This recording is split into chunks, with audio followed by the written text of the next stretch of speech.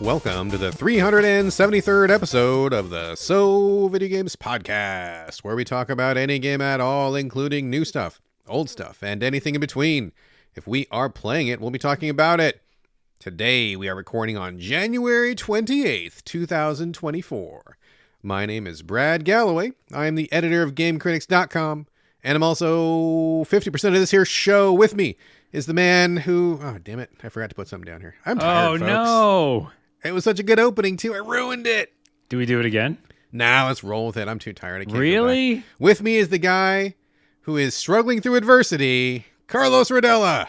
Yes. I can't hear myself on my headphones. And so maybe that threw you off, too. I mean, that part might have thrown me off, but I think, honestly, I just as a peek behind the curtain, folks, I had to go and do a gig this morning right in the middle of when I should be sleeping, so I actually didn't sleep this morning, and I'm way behind, and I'm pretty foggy and groggy right now, so I think maybe that's what it is. But anyway, you sound okay to me, though.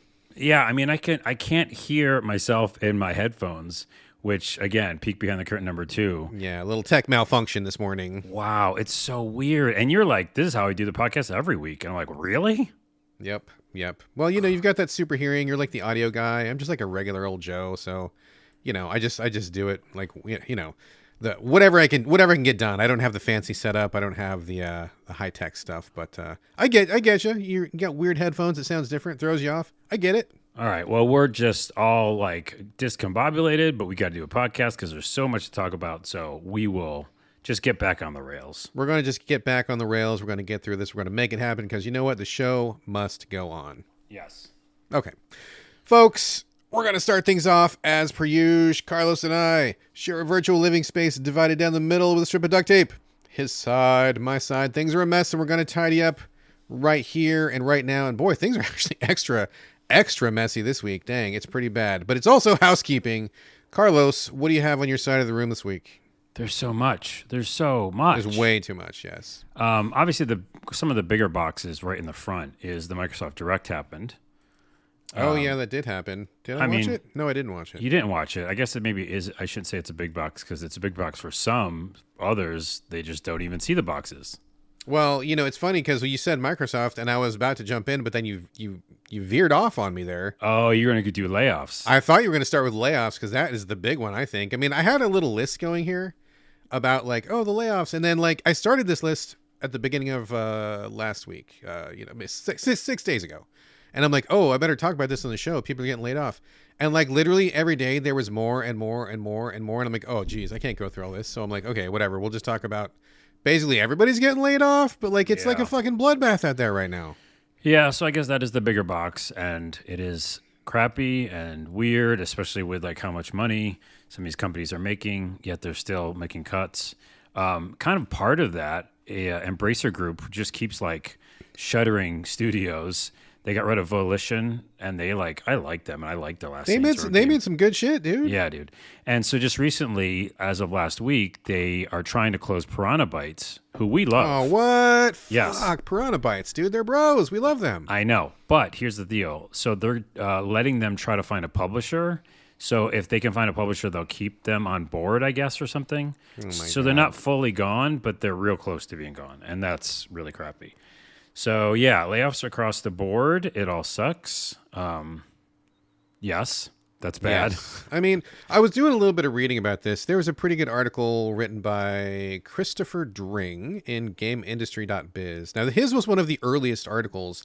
So this was 5 days before the rest of the layoffs happened. So I don't know if he would want to amend this now or whatever, but he was talking to various CEOs or whatever, and they were like, oh, we're expecting a lot of closures, developers, publishers, media, service company, and his line was there's too many unprofitable businesses. And I mean, maybe that's true, but I have to wonder, why is that? Why is there so many unprofitable businesses if you have been managing things properly instead of being these profit-grabbing sons of bitches? Maybe we wouldn't have to lay everybody off if you didn't buy and buy and buy and buy and buy, if you didn't expand like crazy, if you didn't merge like crazy, if you just kept to your damn business and just did things like a normal way, maybe people wouldn't be out of a job right now. Yeah. One of the follow-up things, which I think is actually true, this one, they said, there is no room to raise video game prices to compensate. There is simply no tolerance of further price moves, which I think is actually correct. I'm kind of facing the same thing, like side tangent, but like my wife runs an agency here in town for freelancers, and we get a little peek behind my wife's curtain, I guess. These freelancers every year, they come back and they always raise their rates by like $5 or $10 or $15 like per year, right? It's not even talking about like a 2% cost of living increase or something. They, whatever they feel like doing, they just increase. And that's all well and good to a point, because if you are a freelancer, I get you control your own business and you do what you want to do. But at the same time, there is a ceiling. And I don't think here in America, we are used to the idea of like a price ceiling. At some point, you will raise your price so high that people will simply say, no, fuck off. And they will no longer do it. And I think we're kind of seeing that in games as well. I know that a lot of industry folks are like, well, we've got to generate like 1 billion textures and we have to have 750,000 people making assets. Okay, well, you can't keep, games can't be $1,500 a piece or whatever. So we're going to have to realize, do lower price points, do something more affordable. But that requires a whole change in the whole way we do business. And unfortunately, I don't feel like the CEOs have kept up with that. They've been kind of just like storming ahead, and this is what happens. Now we have all these fucking layoffs because they just weren't thinking, man. That's a good point. That's the main thing I was going to say, is that like, it's unfortunate that we're in this period because it was bad management that got us here. Agreed. Totally. Like you have all these, and also just kind of like forecasting, like you said, like you're going to make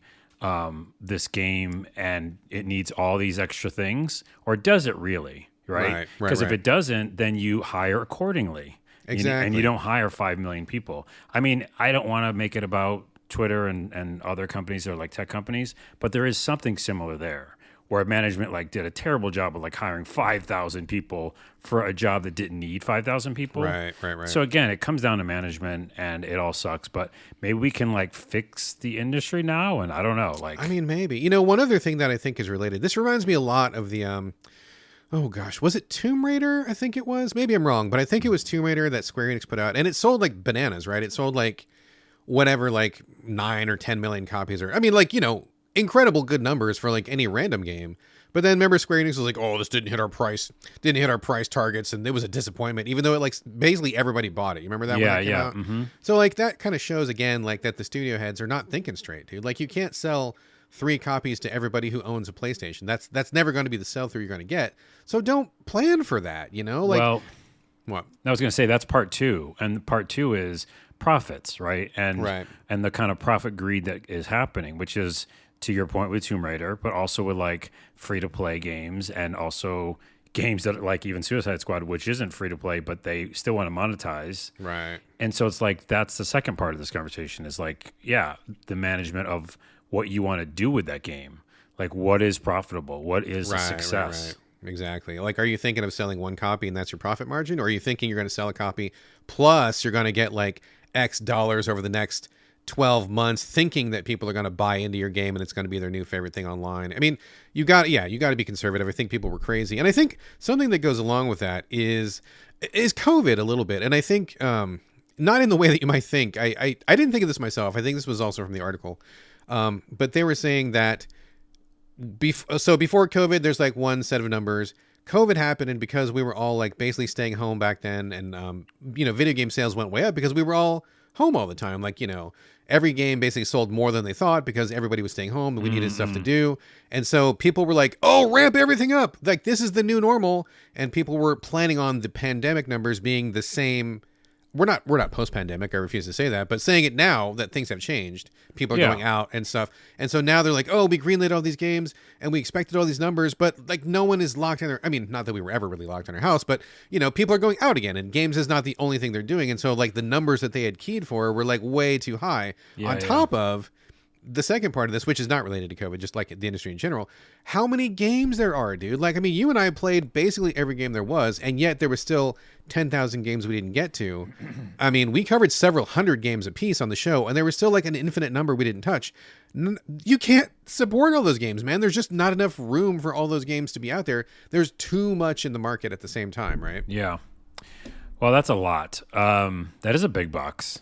It's huge. Yeah, we're not going to. Sad. We have to leave it in the house because it's not going anywhere. They can't fit it out the door. But I know we've just been talking and stuff, and I do want to just really underline the people in all this, the developers, the artists, the talented people, everybody who creates the things that we love and talk about every single week. I mean, we love our developers, we love our creators, our artists, all those people, the writers, especially, everything. And so I feel terrible for these folks that, you know, they're a part of this industry that we know and love, and so much of our life revolves around.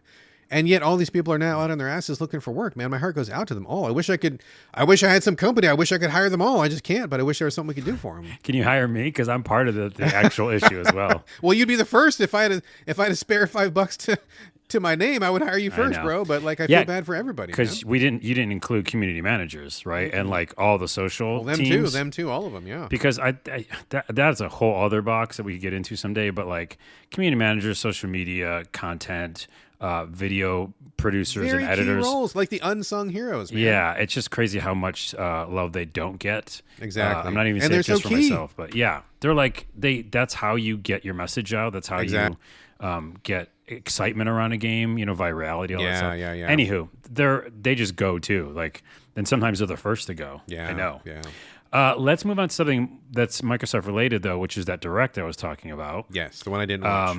Yes, when you didn't watch. Nothing really much to say. They didn't do any like shadow drops or like last year they did that shadow drop. It was just they talked about Avowed, Hellblade, Indiana Jones, and one other game I can't remember.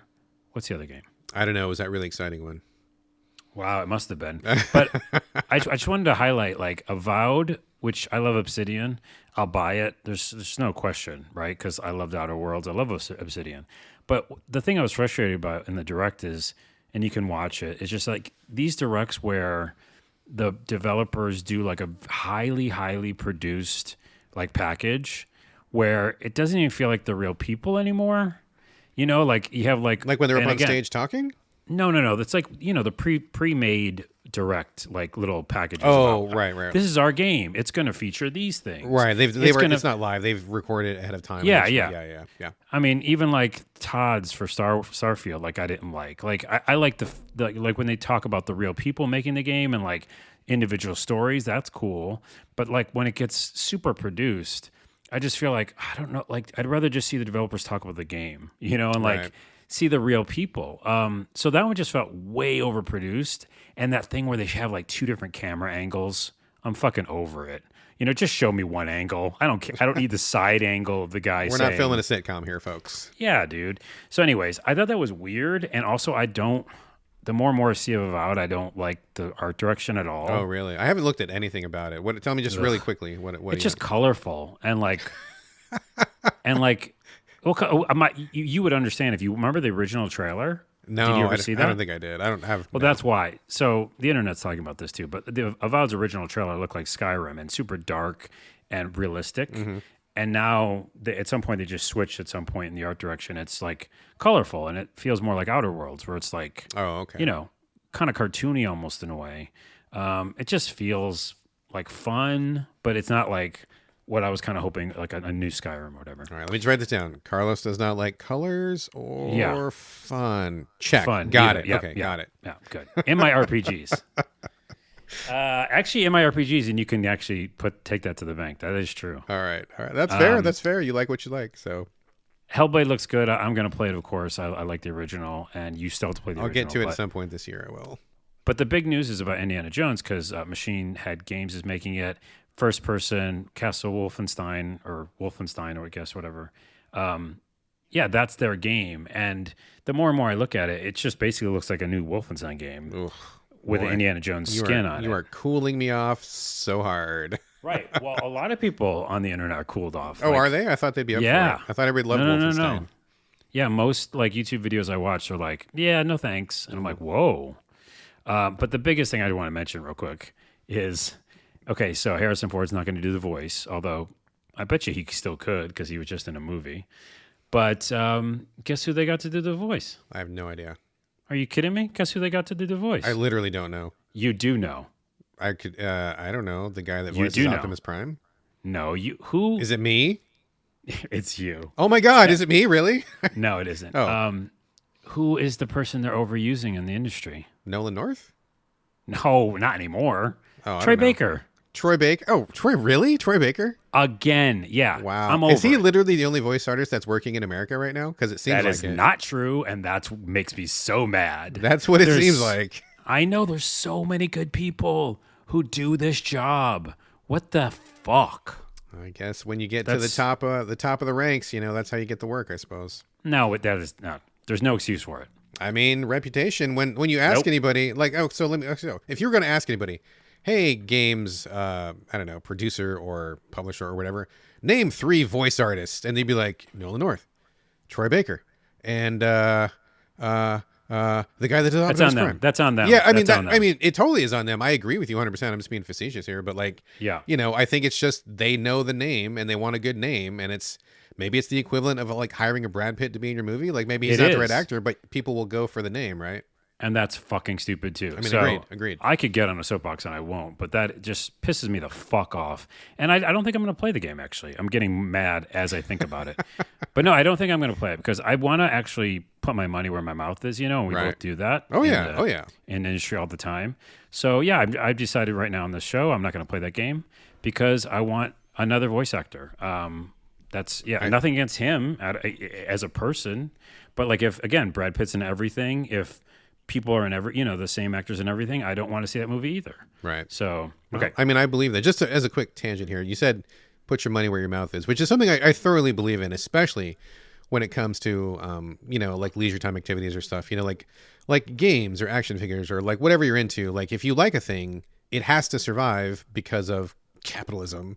That's a whole other discussion, but you gotta pay for it if you like it. Like you can't say that you're a fan of something but then you've pirated every single release and then the artist or whatever gets no money, right? So yeah, I just put my money where my mouth is 2 days ago, and I paid full price, which I fucking never do, full price plus the deluxe edition for Helldivers 2 on PS5. Oh, right, 'cause it's coming out soon. It's coming out in February, and I mean, God's honest truth, dude, and I'm not a religious person, but like, I'm not convinced that moving the game to a behind the back perspective is going to deliver the kind of game that I'm after, but I owe them so much for like how many hundreds and hundreds of hours of enjoyment I got out of Helldivers. I only bought it once, and I played it for so many hours, and it was like a touchstone in our family. It's on my top 10 of all time. I had original art commissioned based off that game. I mean, that game was like such a huge part of my life that I feel like I owe them more than a one-time purchase 15 years ago or whatever. So yeah, I'm like, regardless of whether the game is good or not, I owe you guys, and I'm going to pay this full price. And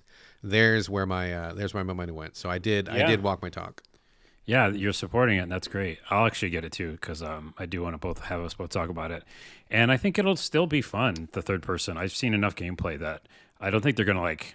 I don't think they could like mess it up. Oh, man, I mean, it's just going to be different. I want to believe, dude. I want to believe, and in one sense, this is going to sound crazy. In one sense, I kind of don't want it to be good, because if it is good, then I'm going to have to buy another PS5 for my wife, because she's going to be like, excuse me, we're teammates, and where the fuck is my PS5 So, oh, wow. I kind of don't. I kind of hope it's not that great. That's an interesting. That's take. That's a bad take, honestly. But we'll see. We'll see. And speaking of PS5, new PS5 controllers coming out very soon, and I'm going to get it, of course, because it's 12-hour battery life. Oh snap! I mean, we were talking about just that. talking remember? about it 2 episodes ago. Yeah. So and right now I have all of them charged on my GameStop my new GameStop That's right. You're charger. charging, rotating through those one at a time. It's so good, dude. 2 of them are always charging. It's great. Excellent. I love GameStop. I don't care. What was it from Dumb Money? And did you watch Dumb Money yet? It's on my list. We haven't got to it yet. Okay. He's like, I like the stock. I like the stock, and that's how it started, dude. That's right. how you'll see in the movie. But anyways, I do like the stock, and I do like GameStop. Also, let's see. I did Piranha Bytes.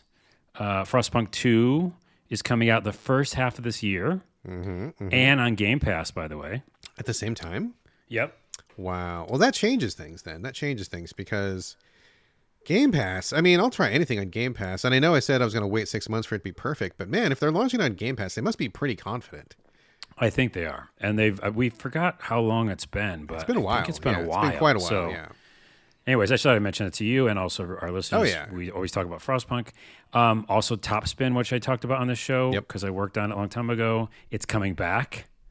And is that a coincidence? Did they hear me? I don't know. I think someone heard the podcast and like, well, if Carlos likes this, we got to bring it back. Yeah, it's coming back. I don't know in what capacity. All credit to you, dude. 100% credit to you. It's 100% me. And maybe I'll go do QA on it. I need a job. If you're listening, Top Spin people, this dude knows what he's talking about. Please hire him. And now, last thing I was going to say on the industry stuff. Well, two kind of downers as well. Sega is paywalling New Game Plus in that new, what's it called? Infinite Wealth game.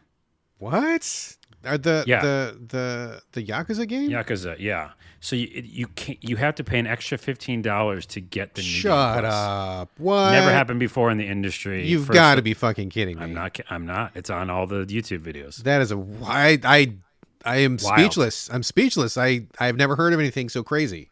It's crazy. Did they explain why? No, they didn't. Just because they can. I mean, probably. okay, so let me think this through just for a minute. I don't know anything about this because I'm literally learning about it in real time right now. And I'll triple check on the website. That's But go fine. ahead. That sounds fucking insane to me, but I'm trying to think of a way that it wouldn't be fucking insane, just to play devil's advocate here, which is usually your job, but I'm going to do it today right now. So the only thing I could possibly fucking imagine justifying a New Game Plus charge of $15 is if like you roll credits and then all of a sudden it's like, hey, here's like a whole second game basically, but it's new content. There's a new land. There's a new. If you're just replaying the same game, that fuck everything about that. But if it's like, if it's like 20 hours of new gameplay and they just happen to like unlock it after you finish the campaign, but it's really DLC. I mean, maybe that make sense, but it still is kind of crazy to put it that way because you're going to piss people off from the get-go. Like I am immediately pissed when I hear that. Yeah, I'm looking at it right now, and it says New Game Plus is indeed only available with the Master Vacation Pack. So there's a pack that you get that allows for it. But yeah, it doesn't sound like that's like. I mean, you get all these extra shit anyhow for getting the fancier But editions. still, that's fucking crazy. I mean, That's number one, crazy. okay, so number one, most people don't finish the games anyway.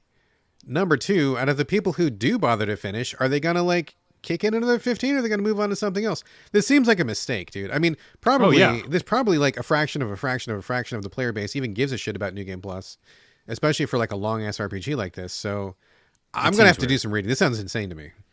Yeah, and what's also weird is that in that game, not as in a negative thing, but like you can do like Animal Crossing type mini game where you like literally build a whole like village and stuff. Oh yeah.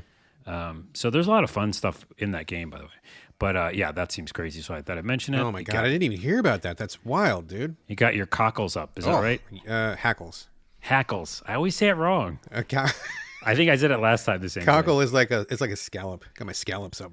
You got I got your scallops up. Yeah. Okay. The last thing that should also get your hackles up is Ubisoft. Did you hear what they said? No, I don't. I'm out of the loop, dude. I don't know shit this week. Okay. Well, anyways, someone at Ubisoft said something about the idea that gamers have to get comfortable not owning their games. Oh, I did hear that. As a matter of fact, I did hear about that. That was crazy. Wait, I mean, I talked about it last week. I brought it to the show last week. Yes. Oh, did you? Yeah. Oh, I missed it. I did listen to some of the episode, but I jumped around. You didn't hear the part where I was talking. You skipped over me talking last week. No, I just heard the review parts. And since I was the only person talking, you skipped over the show. No, I skipped over. I just watched the review part to listen to reviews, the games, Cub, and all that. I listened to the games. Sure. I believe you. But did you talk about that in housekeeping? Yeah, I did. It was Okay. so it was 2 weeks ago that story broke, and I brought it last. So that's why I didn't know about it this week. But yeah, I did talk about it, and I was like, I went on a pretty lengthy discussion. It was pretty good. That guy's pretty smart. You should go back and listen to it. Oh, that guy Brad. Yeah, he's pretty good. I like him. I'll go listen. I'll listen to Yeah, it. I'm gonna give him a follow. We won't talk about it now. Then, man, I guess that's it. There's other stuff. I was gonna say Witch Rise is a game that almost got me because it was a first person old school dungeon crawler, and I was like, oh, this looks great. But I was smart. I went to the right on my PlayStation. Check the publisher first. Check the publisher. It's rather like I didn't buy No, it. and you ran I didn't screaming buy the it. other way. Yeah, I did. Buy it. That is the correct and proper action. I congratulate you, sir. Thank you. You got more stuff, or what do you got? Jeez, I do. You just go ahead. All right, let me just do a couple things here, and if you got something else, we can bring it up at the back end here. First off, I want to say a big, giant, celebratory confetti, streamers, and balloons, candles, frosting, birthday to longtime friend, listener of the show, Discord member, Way to Go. Thank you for being my friend for so long and being part of the Game Critics community, being part of the So Videogames community, being part of the Discord. Happy birthday, man. Happy birthday. Yay. Yes, happy birthday.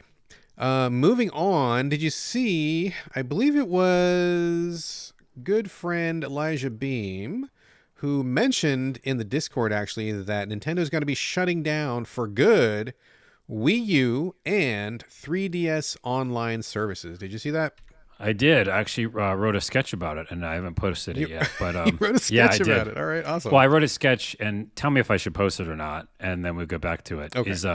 It's me talking to the Wii U and saying like, "Oh, I guess you're closing down." He's like, "Yeah, I'm tired." You know, Is this kind of like a euthanasia sort of a thing? kind of, but it's more like it's just like retiring. You know? Oh, okay. It would have been kind of funnier But- if he was. This is this is is actually the really end. sad, but like it would be funny in a dark way. Like when people take their pets. Oh, I'm gonna hate email for this. People take their pets to like the vet and they go to put them down and have that last goodbye with their pet. I apologize, folks. That's sad. Jeez, But that is sad. But if you could spin it a certain way, it would be like darkly funny. I don't know. Okay, well, I'm not doing that. Okay. But anyways, yes, they're finally shutting down their system or servers, right? Yeah, sorry, I'm choking on my coffee. Yes, they're shutting down the online stuff for the 3DS and the Wii U. To be honest, I thought they already had done that for the Wii U. I was a little me bit too. surprised. I remember somebody a while ago getting mad, as people do on the internet, that they were going to be shutting down like the store of the Wii U, and I guess I just assumed they were shutting down all of it, but maybe it was just the store, but you could still do the online stuff. But now I think it's everything from what I understand. So, I mean, if you're still playing your Wii U, man, and you need the online, I mean, more power to you. And if the 3DS to me was the much better system. I had way more games on the 3DS than I ever did for the Wii U. So that is a little bit more of a bite to it for me. But still, like the end of an era. And I have to kind of wonder, isn't there some way? I mean, Nintendo's sitting on like literally billions in cash. You can't afford to keep them servers going just a little bit longer, bro? Like, That's true. Like you could like literally run it on a PC. they probably, could keep you that know? going for basically infinity, and it would cost them nothing because they're so fucking rich. So I kind of have to wonder, how much is that really costing you, my man? Well, okay, this is actually a quick tangent because I was playing Dragon's Dogma. Remember, I think I talked about it last episode or the episode Yeah, the one before that, yeah. And you were like, "Well, are the servers still up?" And the answer is yes. Oh shit, they are. Oh my god. Because the whole idea of that game is pawns, right? And those Central, pawns, very key. I forgot. This is a real quick tangent. I forgot how much pawns are part of that game, and the fact that it's so weird. You have to pick another person's pawn. You can't not. Meaning, like the pawns, you can make one of your own, Right. But any of the other ones, they're always checking the server to find other players' pawns, and that's who you recruit. And you eventually have what, a team of 4? Is that right? You can have up to 4. I don't. to 4. I generally just have 3. So it would be like you, live player, your pawn Right. that you've created yourself, That and then I at created. least 1 or 2 yes, other people's pawns that you recruit in from the server. Yeah. Okay. but they're everywhere, and so to the point of the server talk, like if those servers ever go down, that game's unplayable, like unplayable. Gosh, I mean, I guess so, because if you would, Well- would you even be able to even make your own pawn? I don't even know if you could even do that without the servers. Yeah, that's I guess what I'm thinking is because that pawn is supposed to go out and be online as well. Exactly. So it's like fundamentally baked into their game. And so this just brings up that topic we always dance around, which is like, yeah, are games an actual game, almost like Ubisoft said, or are they just this thing, this other real, connection to a server bullshit? Yeah, interesting. But regardless, that means that Dragon's Dogma, as we've celebrated several times, is just so experimental, so ahead of its time, so forward-thinking in so many ways, and that's a good example of it right there. So, Yeah. Speaking of Dragon's Dogma, that was actually a perfect Wow, segue. perfect. You didn't even know you did it, but you did it. do it all That's the how time. natural this is here. Mm-hmm. There was an article written by Ted Litchfield for PC Gamer, I believe, and he was talking to director of Dragon's Dogma 2, Hideaki Itsuno, and something that I think a lot of people don't realize, that you probably know pretty well by now, is that there's not really a convenient fast travel system in the first Dragon's Dogma, right? Like, you can't just warp around as much as you like. I mean, there is fast travel of a sort, but it's pretty limited. Am I wrong? You're 100% right, and I know exactly what you're about to say, but continue. Okay. So he gave this interview, and he is reiterating what Dragon's Dogma did the last time. So it's not new information to you or me, but I think a lot of people are going to be kind of surprised by this, because he's like, I don't want my game to rely on fast travel. And if you think travel is boring, that's not true. It's only an issue because your game is boring. And I had to laugh at that. I love the way Nice. that he said that, and I hope that the translator was accurate, because that is a pretty good statement. He says, we've put a lot of work into designing a game where you can stumble across someone and something will happen. While it's fine if a game does have fast travel, we decided to design the kind of map where players will make the decision for themselves to travel by bike or on foot in order to enjoy the actual journey. So I think that's exactly true. Now, Carlos, you're playing it right now. I've played it before, but as you're walking around the countryside or whatever, you can't just fast travel. I mean, if you have a certain item and you can go to a certain place, like it's really super limited, but in general, part of the game is like making sure you're ready to make the journey, figuring out which way you're going to go, what are you going to encounter when you're going there, what features are between here and there, and then what might happen if you encounter monsters. Like it's part of like the prep, right? It is. I have a two-part answer. First part that I do like, there's the pro, is that there is no fast travel. And, in the beginning I was like, oh, I forgot there isn't. But then I saw what he was saying, which is that because I had to go travel down this weird crevasse and go over a mountain and all this stuff, I encountered wolves.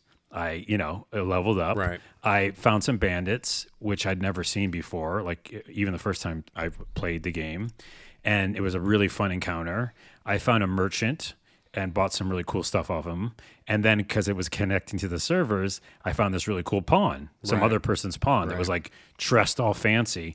And I wouldn't have found any of that if I didn't. If you had fast traveled, you would have missed all those little encounters and all that little content and stuff. Exactly. That's the pro. The con is what I forgot about Dragon's Dogma, and I think they're probably going to do in the second game, is it's a little bit Elden Ring FromSoft, and it's a little bit discombobulating because it's like you think it's an action RPG where you could just go to this place and you know exactly where you're supposed to do next. Mm-hmm.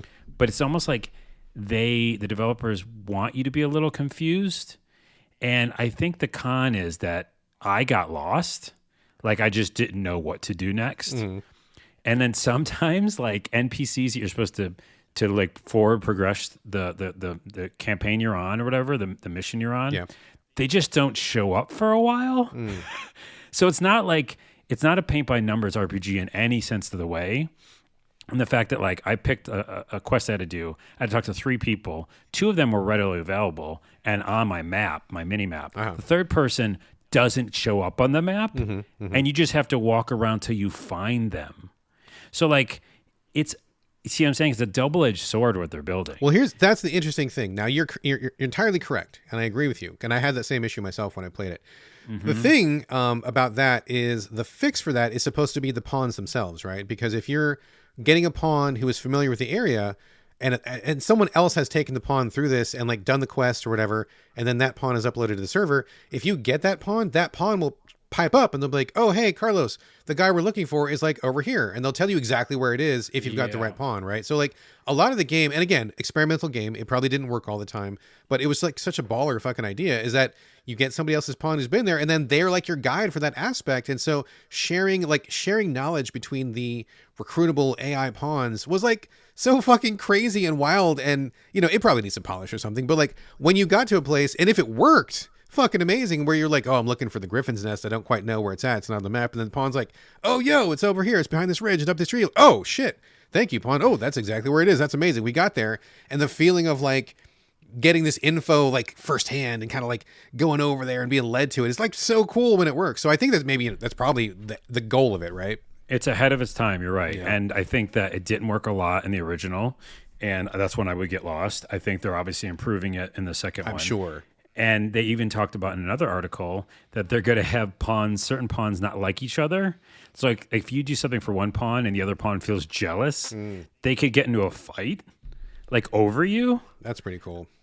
This is all talk and, we're like bumping up against the AI conversation because what is, complicated NPC behavior, but AI. Sure. And so I just feel like, it becomes a dirty word, but it's weird because we all kind of like parts of it already. But that's what you get. Like in the future, your NPCs will be super smart and they will have those answers. And I do think that like totally makes an RPG a different kind of game at that point. So I think the first one, it just didn't work sometimes. And I was like lost, Right. But I appreciate them taking the effort and trying something new. Oh, yeah. And I'm so excited to try it in the second one. I mean, that's really Dragon's Dogma #1 in a nutshell. Was like 1,000 cool ideas. And boy, they all sure didn't work all the time. But like, when the stars aligned, it was like, holy shit, this is amazing. But yeah, it always didn't work. But just to really quickly follow up on the idea of getting rid of the fast travel, I think it's pretty analogous to something like Elden Ring, where you did have fast travel all the time in Elden Ring, but also you and I both know, like as you're walking through Elden Ring, you would always come across some shit. You'd come across a cave, or you'd come across like a dragon, or you'd come across some NPC or something that you wouldn't have seen if you had just fast traveled across or whatever. So I think that same density of content is what they're going for, and I think that's really something admirable to shoot for. So I definitely applaud that for sure. And for people who are kind of recoiling at that idea, they do say there will be other types of quote unquote fast travel, but it's not the same. It's not like you're going from point A to point B. You can grab like a monster or a wagon that'll take you from point A to point B, but you literally travel that path and you're still subject to like monster attacks or like random encounters and stuff. So if you want somebody just to drive you there, you can get that. But it's not just like boom, warp, you're there like the, Star Trek teleporter. It's like you gotta still make the journey, but somebody else is driving, which I think is pretty interesting. So Yeah, I like it. there we go. I have nothing else in housekeeping. Anything final for you, sir? No, but before we leave that conversation, I will say, because I'll talk about this later, but in this episode, I will be talking about Palworld, which is the internet is all talking about. And in that game, there's something similar to vibes of Elden Ring and things like that, even though you might not think that those two would go together. But, there's that exploratory nature of it, where I'm just like, now that I've kind of get my whole thing, my resource building base is all done, and I'm kind of like just exploring. There is that vibe again. If I fast travel, I'm not going to see these things, Right. But if I just go in this direction, I might find some crazy stuff. So I like that. Which is that's a great feeling. When that's done well, that's an awesome feeling, dude. Yeah, for real. All right, that is it for housekeeping. We're going to move on to the main portion of the show in a second. But before we do, just want to quickly remind folks, you can help support the podcast by going to patreon.com/the So Videogames podcast. Every little bit helps with the cost of hosting, upgrading equipment, and picking up games for the show if we can't get codes. Also, if you chip in at the $5 level, you will be invited to join us, invited by me personally, to join our members-only Discord. However, rest assured, don't cringe, don't get your back, don't get those cockles up, folks. You can rest assured that whether you contribute or not, we will never paywall any of the episodes or any content whatsoever. You'll still get the same great show every week, free of charge, because we love you. We only want you to chip in if you want to and if you can. So there's that. Let's get on to the main portion of the show. And Carlos, I have more evidence of us being off our game today. I know. I was just going to say, I didn't tell you what games I'm playing. I have no idea talking about what we're talking about because we didn't do it before the show because I was too fucking tired and we forgot. So let's do it right now. We're going to do on it. The show. We're going to I'm going to trust you. Okay. Just pick your first game, or we're going to just roll, and we'll just whatever happens. So I can tell you that I have 3 games. You have 3 games. That'll work out fine. You go first. Pick whatever you want. Okay, so I'm going to talk about Session. Session. Do you remember Session? Is that a skateboarding game? Yeah. Is this your backlog game? Not really. I guess it could be considered. Oh, we're supposed to do it every week, aren't we? Every week? Yes, it is. And yes, this is. Because it came out on console on PS5. Just now? Yeah. I feel like it came out like a while ago last year. We covered it at Game Critics a while ago. I know we covered it a while ago. It came out on Steam a million years ago, but it is officially just whatever it is. Like the fanciest version is out now. Okay. And I know because it was like a demo, and I was like, what? This game? A demo? So anyways, I just re-got it on the console. And again, I never played it on my TV. I always played it on Steam on my computer. So I love that, right? If you remember, I talked about it back in the day, and I really enjoyed it. Although it's funny because it's like the very, very early versions, all the physics were like super whack, and it just made for funny videos, right? Which is weird because you would think in a game like that, physics would be like the first thing you want to nail, right? Well, you know what? Speaking kind of like similar to Dragon's Dogma, Session was trying a lot of different things when it comes to like, left foot, right foot, placement on the board, controlling kind things of unconventional differently. Control system. Yeah. It's not Tony Hawk, Pro Skater. It was like trying to be more realistic like Skate, but even more realistic than that. So there was a lot of growing pains, and it had a really good run on Steam. But to have it on my TV, it's just awesome. So I thought I'd try it. Right on. So that's the game I'll talk about first. And yeah, I mean, if you've never tried it, it's probably the best, like you always say, it's the best version of it now. And they're still working on it. Like they're still not done with it. So there's still some you can go into settings and go, I want to try experimental features. And sometimes you don't want to do that because I had my body go flying all over the place. But yeah, I think it's just fun that they're still supporting it. There's all these new maps that you can download. Yes, some you have to pay for.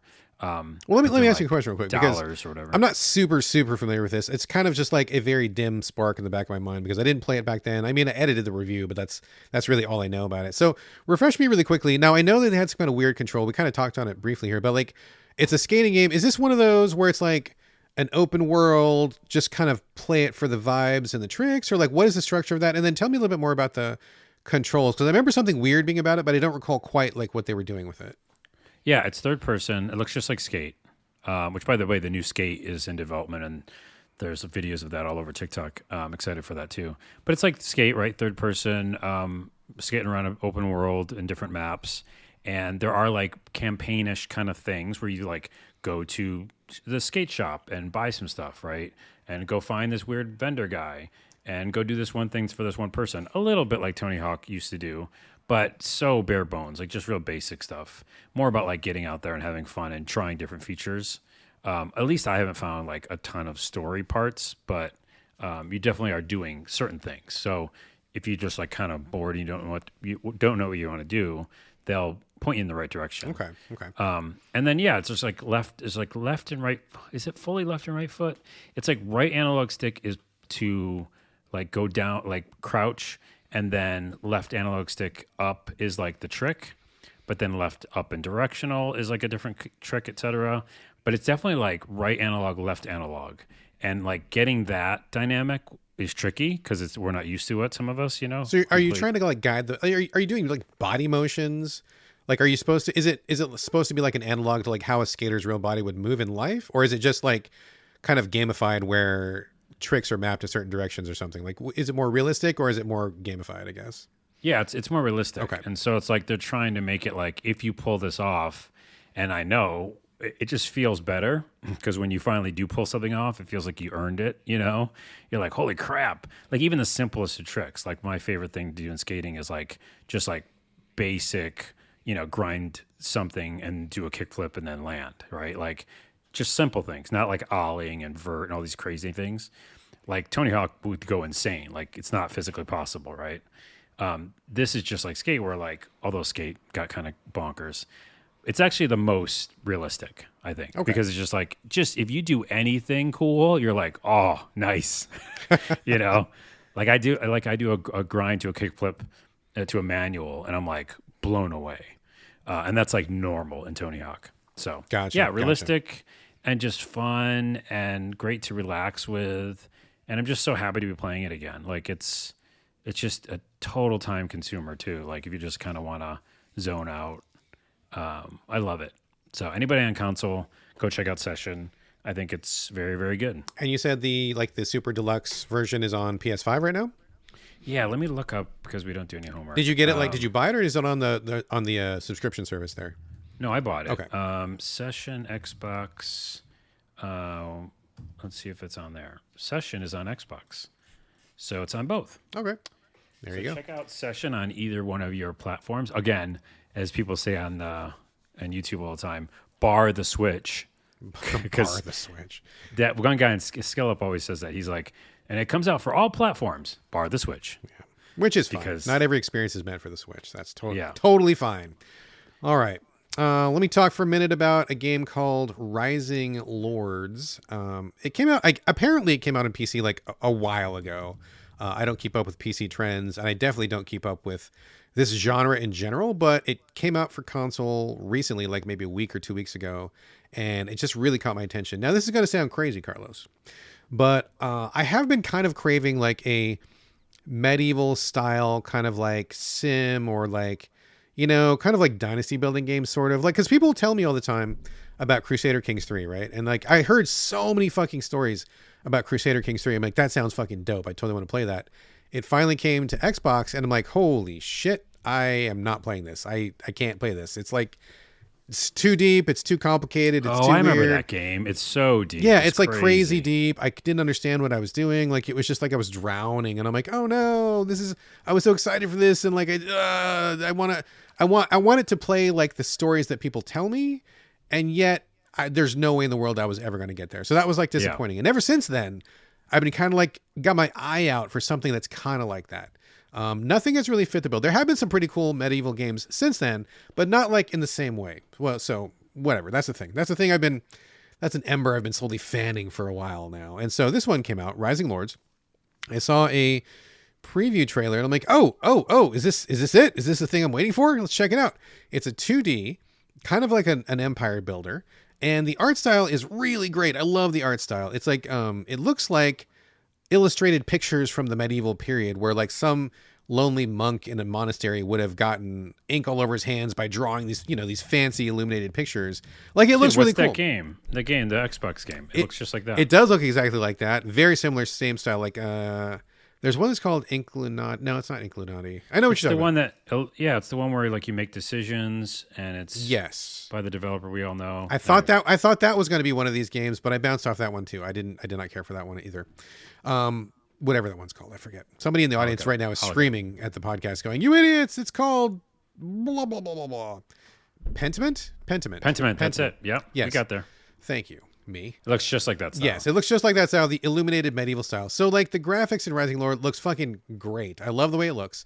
It's all kind of like everything is really just like an icon because you're looking at this giant map. Like you start out with this shitty little kingdom and you have like one little fucking wheat field and you have a couple peasants and a pub or whatever. And I'm like, oh, okay, cool. Like you get to like build this whole thing up and it seems simplified and streamlined, which is what I want. Like I want a good mix between building my own kingdom and having these little like impromptu adventures, but I don't want 84,000 fucking menus and I don't want to be like nudging these little stats all the time. I want something that's like console-ized where it's like there is some depth to it, but also I don't need to watch 52 like how to play this game videos and like you kind of like something middle of the road, like a little depth, but also really playable. A couple menus, but also streamlined. That's kind of just like made for people who are not the big brain PC players or whatever. I'm just like a console dude and I want to have a taste of that, but I don't want the whole thing. You know what I mean? Mm-hmm. So I start playing Rising Lords. I get sent a copy from the publisher. Thank you very much. Appreciate that. And I start playing. And first experience with the tutorial is a separate tutorial you have to choose. And you get into the tutorial. It's great. I love the tutorial. I'm like on board. I'm like, oh, nice. They've thought of everything. Like it's got a little bit of story to kind of take you through it. They walk you through step by step. They don't let you move forward until you do the right thing. If you don't know what they're talking about, a little like arrow or a circle pops up on the screen and they're like, hey, dummy, over here, this thing. And I go, oh, okay, well, cool. Because I didn't know where that was. And I go over there and do that thing.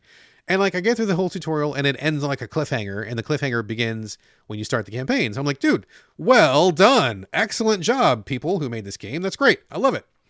So then I start the main campaign and of course it like takes a little bit of a dip, right? Because there's a few things they left out of the tutorial. Not a major thing. There's a lot of info tips you can look up in a menu. So I start reading through some of those and then you kind of figure it out as you go. It's not too bad. It's not too bad. I'm like, okay, I'm getting this. This is all right. Like I'm a console guy, but I feel like I can hang. It's not too crazy, not too complicated. So I got my little village. And one really interesting aspect of this game is that when you get your starting village, you've got a little like raggedy castle, couple tired looking villagers, and you kind of like adjust like, hey, I'm going to put you in the wheat field. You're going to do some wheat. I'm going to put you over by the sheep. You do the sheep. Pretty like straightforward, easy to understand, right?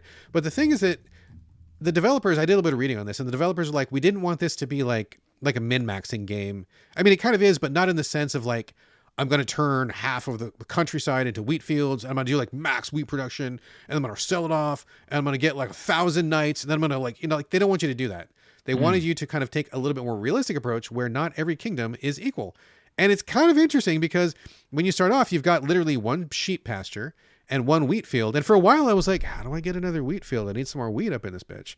And they're like, no, you can't. You don't have any other land that is suitable for wheat farming. That's all you get. And I'm like, oh, that's interesting and strange and a new challenge. And I think I kind of like that. It's interesting because that's kind of simulating like what it might be in real life. Like if you end up with this little kingdom where it's on the side of a hill or if it's like swampy or something, you can only do what you can do and you can't just make everything the way that you want it because that's, I guess one step too far as the realism for this game goes. So it was cool. It's not like just everything's boxes. Exactly. Yeah. Exactly. You can't just like do whatever you want with the whole kingdom. You got to like respect like the topography of the land and nature's rules and stuff. So interesting and very cool. Like I dig it. So I start playing the game. I'm learning as I go. I mess up once, so I like go back to the beginning, start over, and I do much better the second time. I'm like, okay, good. This is fine. And And the thing that I really like about this, and I think the thing that almost really got me in, was that it's not just a simulation, because when you get to the battles, it becomes turn-based strategy. And I'm like, oh, nice. I love turn-based strategy. Great. So you have all your little icons. You've got your peasants with their sticks. You've got archers. You've got spearmen. You've got your knights, infantrymen, like whatever. And so everybody is on a map, and you kind of just move them around. There's the scissor beats rock beats paper thing, where, like, you know, the archers are better against the foot people, and the people with spears are better against the pet. You know, whatever. You get it. You get how this works. So anyway, I start doing this. And I'm like, oh, nice. Okay, I dig this. This is good. Combat is good. I like this. I see how it works. This is all great. There's a little skill tree for your lord. You get little bonuses you can use. There's a little card-based system that gives you buffs. I'm like, all right, this is dope, dude. I'm liking this. I'm liking this good. And then I keep playing. I get to the second battle of the game. There's a huge butt coming. There's a huge. Good Lord. And Carlos, you believe me, brother. I like him big. Okay, I do like him big. I know. I'm just saying. I like him big, but this one, too big even for me. It's so big that you can't deny it. Oh man, and that's okay. You're getting me off on a wrong tangent. We're not going to go down that road right now. Okay, go ahead. Sorry, got me distracted for a second. But so we get to the second battle of the game. Literally the second battle of the game. It's like turn 16. And if you know anything about strategy games, that's like nothing. That's like an eye blink in how long this game is going to go on, right? So I go to this battle. It's like the guy in the kingdom next to me slapped me with his glove, and he's like, "Sir, I challenge you to a duel." And you can't say no. It's part of the story. So I go over there. The guy fucking wipes the floor with me. He slaughters my entire army. No problem. And I'm like, oh my God, I got fucking steamrolled. What the hell? It wasn't even close. I'm like, okay, maybe my strategy's weak. Maybe I brought too many archers. Maybe I didn't bring enough horsemen. Maybe, okay, I'll go back and I'll try this again. I go back again. Fucking destroys me. Like, not even close. I didn't have a chance, dude. I'm like, what the fuck is going on? So I go back and try it again. I end up trying it 6, 7, 8 times. I make no progress. And in fact, I make even less progress because I'm trying different things, right? I'm like, okay, well, maybe I got to do an end run around him. Maybe I got to go straight for his base. Nope, they left my base open. Killed me real quick. Maybe I got to go straight for the ruler. Nope, he's protected by too many guys. Maybe I got to send my pikemen one way and my foot soldiers. Nope, they just like took me out on both sides. I can't figure it out, dude. And I'm such a good, okay, not like I'm a tactics pro or anything, but I am experienced at tactics games. I'm not a noob. Oh yeah. So it's like, I know how to play these games, and I'm like, I'm getting just fucking just annihilated. And so I look up some information online, and I can't find anybody to tell me what I'm doing wrong. I go to like Reddit, I go to Steam, I go to like whatever, and I'm looking at YouTube videos. I watched a bunch of YouTube videos, and I don't see what's happening. I don't know what's going on. I don't know what I'm doing wrong. And so I go to the PR person, and I'm like, hey bro, like, I'm trying to play your game for podcast. I can't get past the second battle. Maybe it's me. Maybe I'm stupid. Like, will you please give me some info? And the dude, he doesn't know. He doesn't know how to fix me. So he doesn't have any information. He gave me like a couple tips from the developer, but it was like just real basic ass shit. It was like nothing that was about this particular battle. I mean, it wasn't like get good, but it was just basically like recruit people to your army and equip swords. I'm like, yeah, man, I got all that, dude. I got that. Like, I just can't figure out the battle. So I didn't get past it. I did a little bit more searching, and one of the very last things I found was this random note from one of the developers talking to somebody on this other board that I didn't go to. And he's like, don't even worry about that battle, because there's supposed to be some backup that shows up and they help you win the battle. I'm like, oh, really?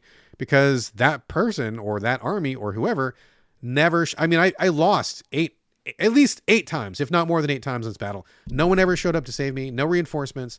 Nothing happened. So either there's something broken about this battle where the reinforcements aren't showing up, or I'm just horrifically bad at turn-based games and I don't know what the fuck I'm doing. That's not it. So it's probably the first thing. I have to think that maybe there's a bug or something. But again, the developers didn't get back to me. PR didn't get back to me. I wasn't able to make any progress. And after that point, I'm like, I wasted like an entire day on this one battle on turn 16, which is like nothing. Yeah. So I ended up just deleting it. But it's a shame because I was really liking it, dude. I like the art, like the concept. I think it hit a good middle ground. I like the turn-based battles. When I won the first one, I felt good. So it's just a real shame. I hope that they fix it, or maybe somebody will eventually get back to me or something. I've kind of given up on it, but if anybody listening has played Rising Lords and you can get past the second battle on turn 16, please email me and let me know, because I kind of would like to keep playing this game. Yeah, it looks like you'd like it. I think I would actually like it too. I like the style. I think it's a bug. I mean, listen, your middle name is Bug or Glitch. It totally is, dude. It totally is. And so I just feel like that's what it is, especially if someone said like somebody's supposed to show up and it's a second battle and you're getting wiped. That's what it feels like to me. Yeah, So yeah, I have to I agree. put it on pause, wait for someone to get back to you or check it out on YouTube somewhere. It'll probably show up, but I bet you that's what it is. It still sounds like a W. As far as a win, you mean? Yeah, like a good game. Yeah, I mean, I was probably down. I was good. really liking Yeah. it so far. It's just like I don't know what happened. So anybody, developers, if you're hearing this, please get in touch with me. PR people, if you're hearing it, get in touch with me. Anybody who knows to get past this turn 16 battle, please let me know because I would love to go back to this game. So Check it out. check it out. All right, Carlos, over to you. What is your second surprise game of the show? Well, I have a small one real quick. So do you Go for have how many more do you have? I have two, and one of them is very small. Well, let me just do a really quick one because I want to give this a shout out. And it's also a kind of a tangent. So I've been watching, for a long time, been watching videos on liminal spaces. Do you know about liminal spaces? We talked about them on the show. You mean the inside before. of those long cars? Oh my goodness gracious! You know about liminal spaces, right? Fuck, that sounded like you said limo spaces, and I'm like, Oh, little bar. liminal I gotcha, I'm spaces. just fucking with you. Yes, I know about liminal spaces. You know about the whole thing, right? Yes. It's a phenomena. Obviously, like the back rooms came out of that, but they really kind of, I think, ruined it. And Well, for people who changed it. don't know, what are liminal spaces, Carlos? So liminal spaces are, and they're, just Google it, but they're images or videos, or a lot of it started as images that are just unsettling images. Most of the time or almost all the time, it's an image of some empty space where there's no people. It's maybe slightly dark. It's kind of awkward and weird, and it just makes you feel this kind of creepy feeling. I'm just in love with this concept and these pictures, and I have been for a long time. And at some point, Kane Pixels made this game called Backrooms, and it was about these kind of like really weird office spaces that felt creepy, those terrible lights. But then he made it a scary game. So like at some point there's a monster. And then a lot of people copied that idea for liminal spaces to make it more just about a creepy thing, right? Yeah, Think it's like Five Nights hallways at that go Freddy. on forever, or like my son plays one where it's like the infinite U-Haul storage facility where it's just like storage locker after storage locker for as far as I can see. Oh, that's cool. That kind of Yeah. stuff. So like it's like I don't know that there's necessarily a supernatural element, but I think frequently there is where it just seems like this impossible space where it's just like weird and empty and creepy, like you said. Yeah.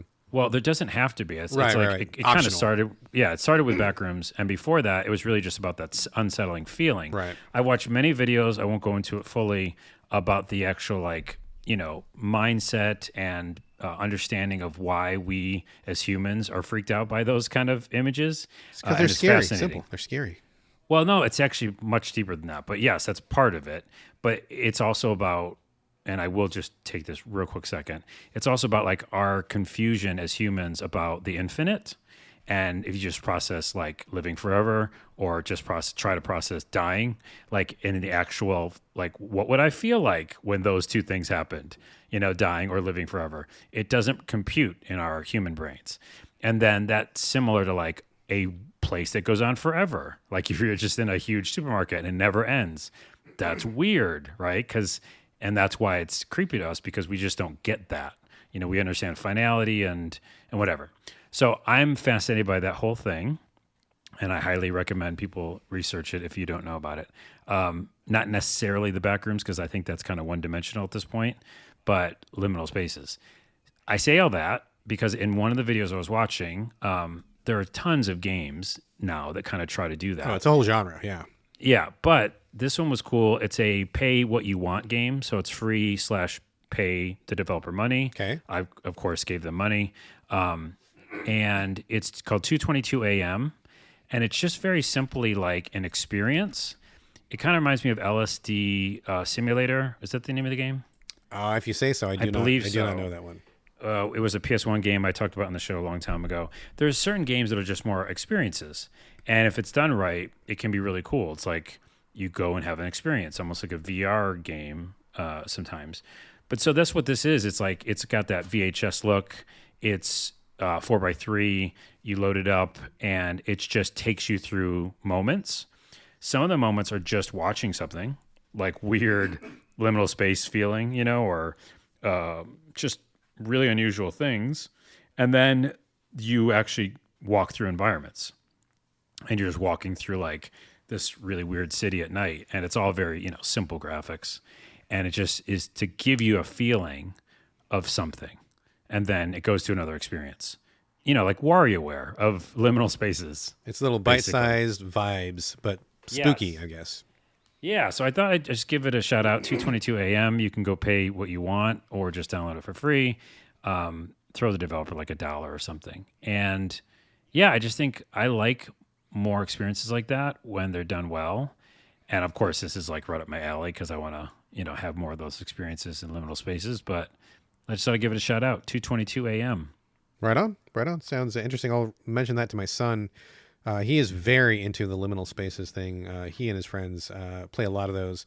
There's a million of them on Roblox, actually. I don't know if you know that, but like there's like 84,000 liminal space games on Roblox. Oh, really? Oh yeah, dude. And like that's just like a huge thing with the kids these days, Well, so. and that's what's weird is like everybody can like what they like, but yeah, the original idea of that and what I'm just fascinated with is really more just like it's like an inner understanding of humans and existence, if you do it right. And a lot of it is like co-opted, is that the right word?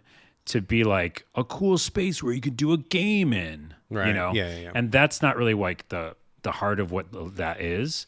And it's fine if it like brought up new ideas for people to make games in. But yeah, the original and some of the cool images that you could still find are about like this, connection to like what is life, what is infinity, and how do we process that kind of stuff? What is love? What is love got to do with it? No, that's another Baby, song. don't hurt me. Baby, don't hurt me. Don't hurt me no more. Baby's got back. Okay, that's it. 2:22 a.m. All right. I'm gonna take a cheat pass this week for my backlog. Just full disclosure, What? folks. No, I mean I'll still bring something, but it's not really like. I realize that I am pushing the boundaries of what is acceptable this week. But Okay. reason being is just like this has been an incredibly rough week in terms of like real life work. As I've said before on the show many times, like, game critics and so video games doesn't pay the bills. It's just something we do because we love it, because it's fun.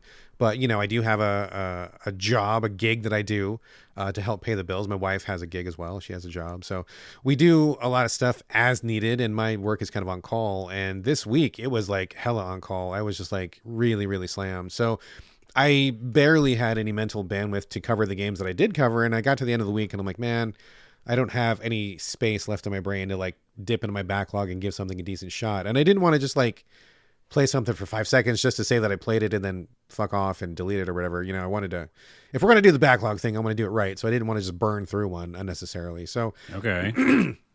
my cheat is I just went back to a game that is in my current backlog, and I've talked about it a million times. We can just bounce on it real quick. But Rogue Trader, I'm still playing Rogue Trader, Warhammer 40K, and it's just like, it's really, really good. I know I've talked it to death a little bit, but I did put some time into it, and I'm going to count this as my backlog this week. And I really want people to give this a shot. I know that Baldur's Gate 3 kind of stole its lunch, and, for rightfully so. I mean, everybody says Baldur's Gate 3 is great.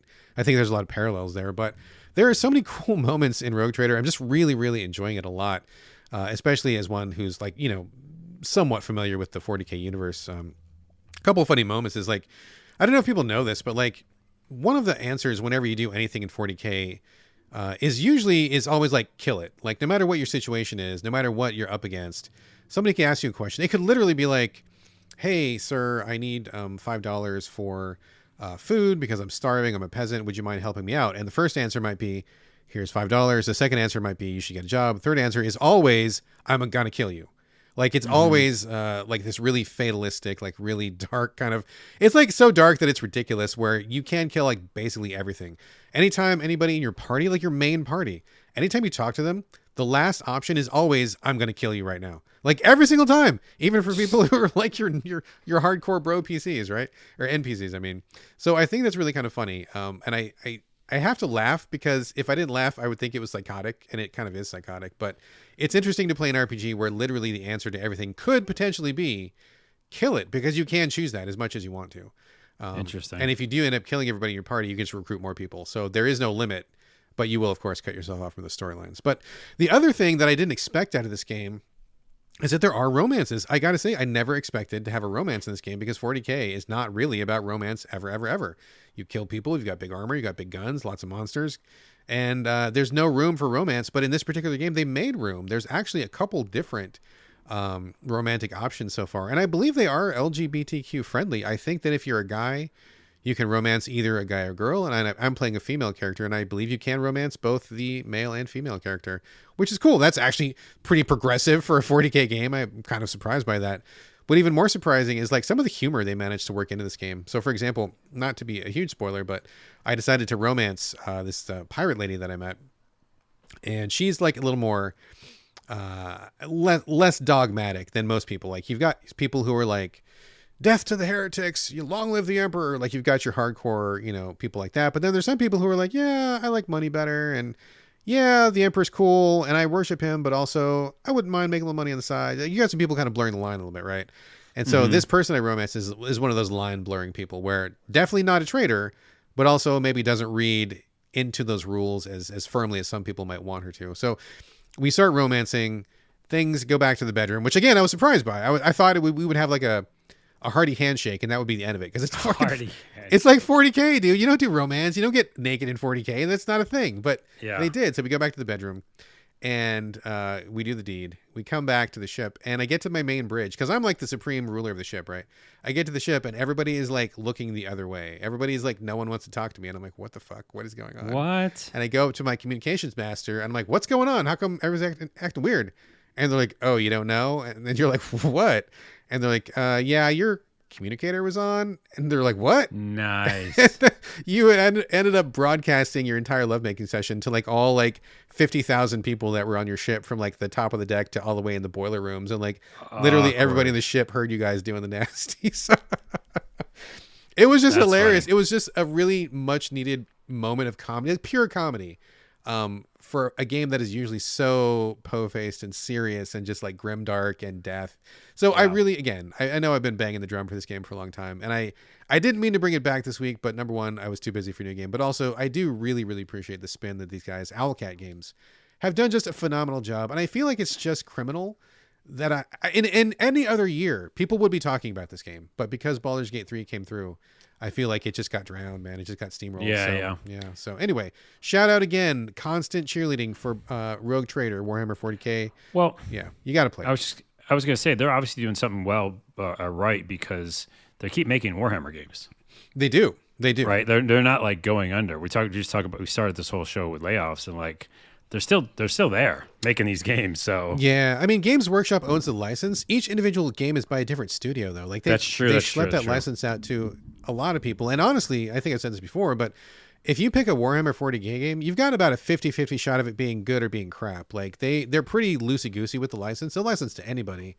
Yeah. And in this particular case, I think they did a great job, because Owlcat did marvelous with this. All right. But anyway, hopefully Owlcat is seeing some profit. Hopefully people are playing this.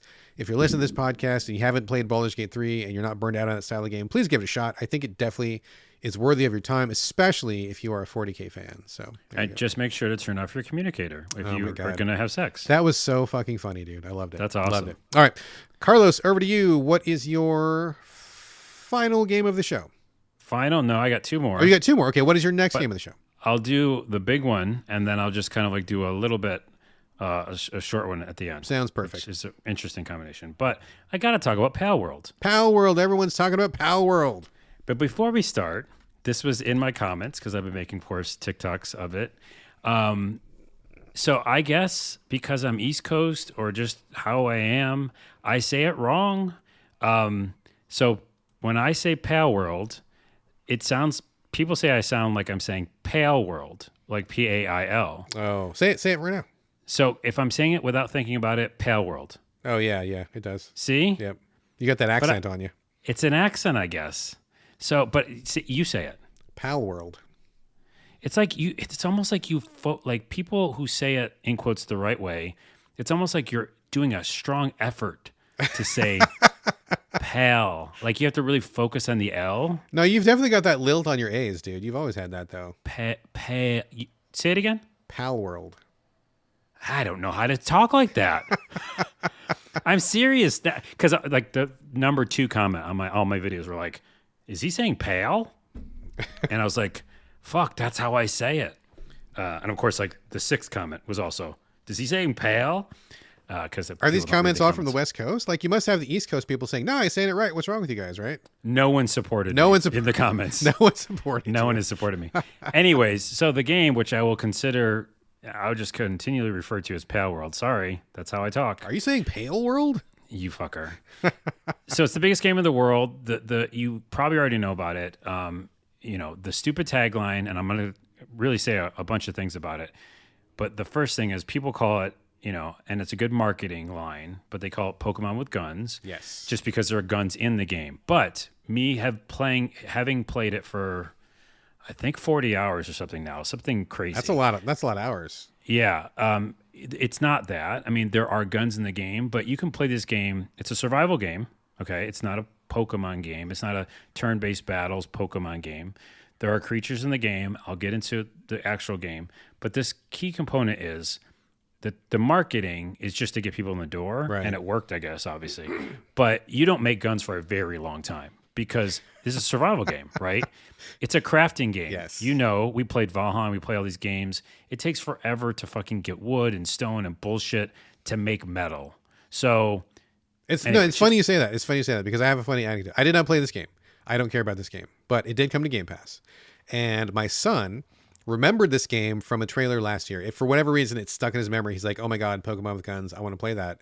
Yeah. And then I'm like, "Oh snap, kid! It's coming to Game Pass!" And he was hyped, dude. He was like very excited. And he has played other crafting games like this, like Ark. He compares it to Ark Survival is what he compares it to, and I think 100%. that's a good comparison. So he jumped in as soon as it came to Game Pass, and within 5 minutes of him playing it, he's like, "This game's bullshit." And I go, "What? What's going on?" He's like, "Look at this." And he called me over to his computer, and it's like he showed me the skill tree. He's like, "Look, guns is like 752 lines down on the skill tree." He's like, "There's it's like no 18 lines down." Like, but yeah, it's like it's really point being, it's really far. He's like, "Oh my god, hey, look at a lot of this stuff. I got to get through all this stuff to get the guns." He's like, "Fuck this," and I'm like, I had to laugh a little bit because neither one of us were really expecting it to be like an Ark crafting survival open world sort of thing. We really did think it was going to be Pokemon with guns right off the bat. So yeah, unfortunately, that was enough to pop his bubble. But I know a lot of people are really enjoying it. But I do agree, guns comes way later than you think it should. Yeah, it's important to mention that in the beginning of this because, maybe people don't know that.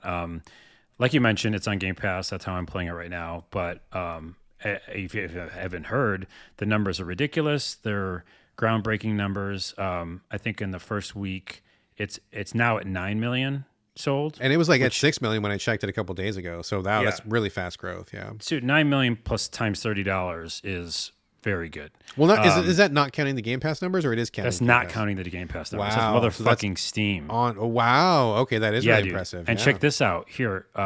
Number one, I think of all time, besides PUBG, of concurrent players, the concurrent number right now is 2 million. That's 2 ridiculous. Million concurrent. That is ridiculous. Yeah, that's crazy. And I'm one of them. Okay, so that's the craziness of it. It took off, obviously, and I have so much to say, but I'll try to.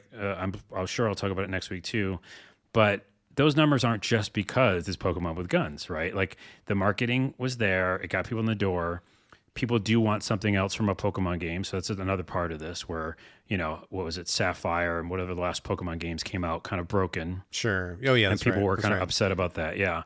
And I'm jumping around a lot, but competition breeds creativity, and if game freaks who make Pokemon just make the same game forever and there's no competition, they don't need to change it, right? They can just make a broken game every time or whatever, just an okay iteration. So that's kind of got a lot of people in the door because I think A, the trailer and the marketing with the guns, B, people were tired of Pokemon, Game Freak's Pokemon. The traditional kind of formula, yeah. And then C is the most important piece, is that Pocket Pair, the developers of this game, made just a really addictive crafting game, like a survival game. And that's really what's keeping people. Like, you don't keep 2 million concurrents by it just being Pokemon who shoot guns. And me having played it for 40 hours, it's an insanely addictive survival game that your son isn't seeing. And believe me, I'm not a survival game person, but it does take a little bit of time to kind of find the weirdness of this game. Mm-hmm. Meaning, like, the first base you make might be a little boring because you're doing the wood, stone bullshit that happens in survival games. But the minute you find Depressio, which is one of the weird pals. Did you say Depressio? Yeah, Depressio. He's just depressed. And so when you bring him back to the base, he's like apathetically mining and like looks really sad. And like that, you go, oh, this game's weird, right? So wait, you said he's mining. So are these Pokemon-ish creatures? Do they do the grunt work for you? Is that what you're saying? Yes. Yeah. So okay. that's the other piece of this puzzle is like, and we'll talk about this when I talk about the next game before we're done, is that a lot of crafting games, Rust, survival games, Ark, where you go out and you got to do everything and it takes forever, And like I remember Valheim, I'm like, unless I'm playing with friends, it's going to take forever. So what's cool about this game is, those pals that you find, they're immediately available to do work for you. And again, they have some sort of, NPC behavior that they know if you get a fire pal and you have a furnace at your base, it's going to go light the furnace by itself, right? And I even have like torches in all my houses. And they're off by default, but as the minute I put him down in the base, he runs around and turns all the lights on. Oh, that's funny. And it's like adorable. And so that is stage one of like why it's different, because these pals are not just like to battle other pals and be the best. It's like they're just doing weird shit. And it's broken and buggy, because this is like alpha. Yeah. And so like this huge like deer creature like found its way on top of the roof and he just took a nap up there. And I'm like, why are you up there? Because his, pathing was like fucked up or whatever. Oh, gotcha. So all that stuff happens. And that is my biggest part 4 of this and why it's successful. So that was 3 parts. I think I brought you through why this is successful. The 4th part is, we talked about this on the show. Craftopia is the same developers. So developers Pocket Pair made Craftopia. Okay. And you remember that game? I brought it to the show. That game was a survival game, but it was weird as fuck. Like I rode on a seagull. I made a stairway to heaven. Like weird shit happened in that game. And it was the same thing. Like I could make a base of cows and the cows did all my work for me. Right. And it was like a factory of cows. And I was like, what am I playing? Do you not remember? I remember literally none of that. Okay. But I believe you. It's weird. So it's so crazy when people like talk about this game and they don't know about Craftopia. I'm like, no. It's the same game, right? It's the same game. The only thing is they add these pals. Pokemon and some guns later down the road. And there's missile launchers and things like that.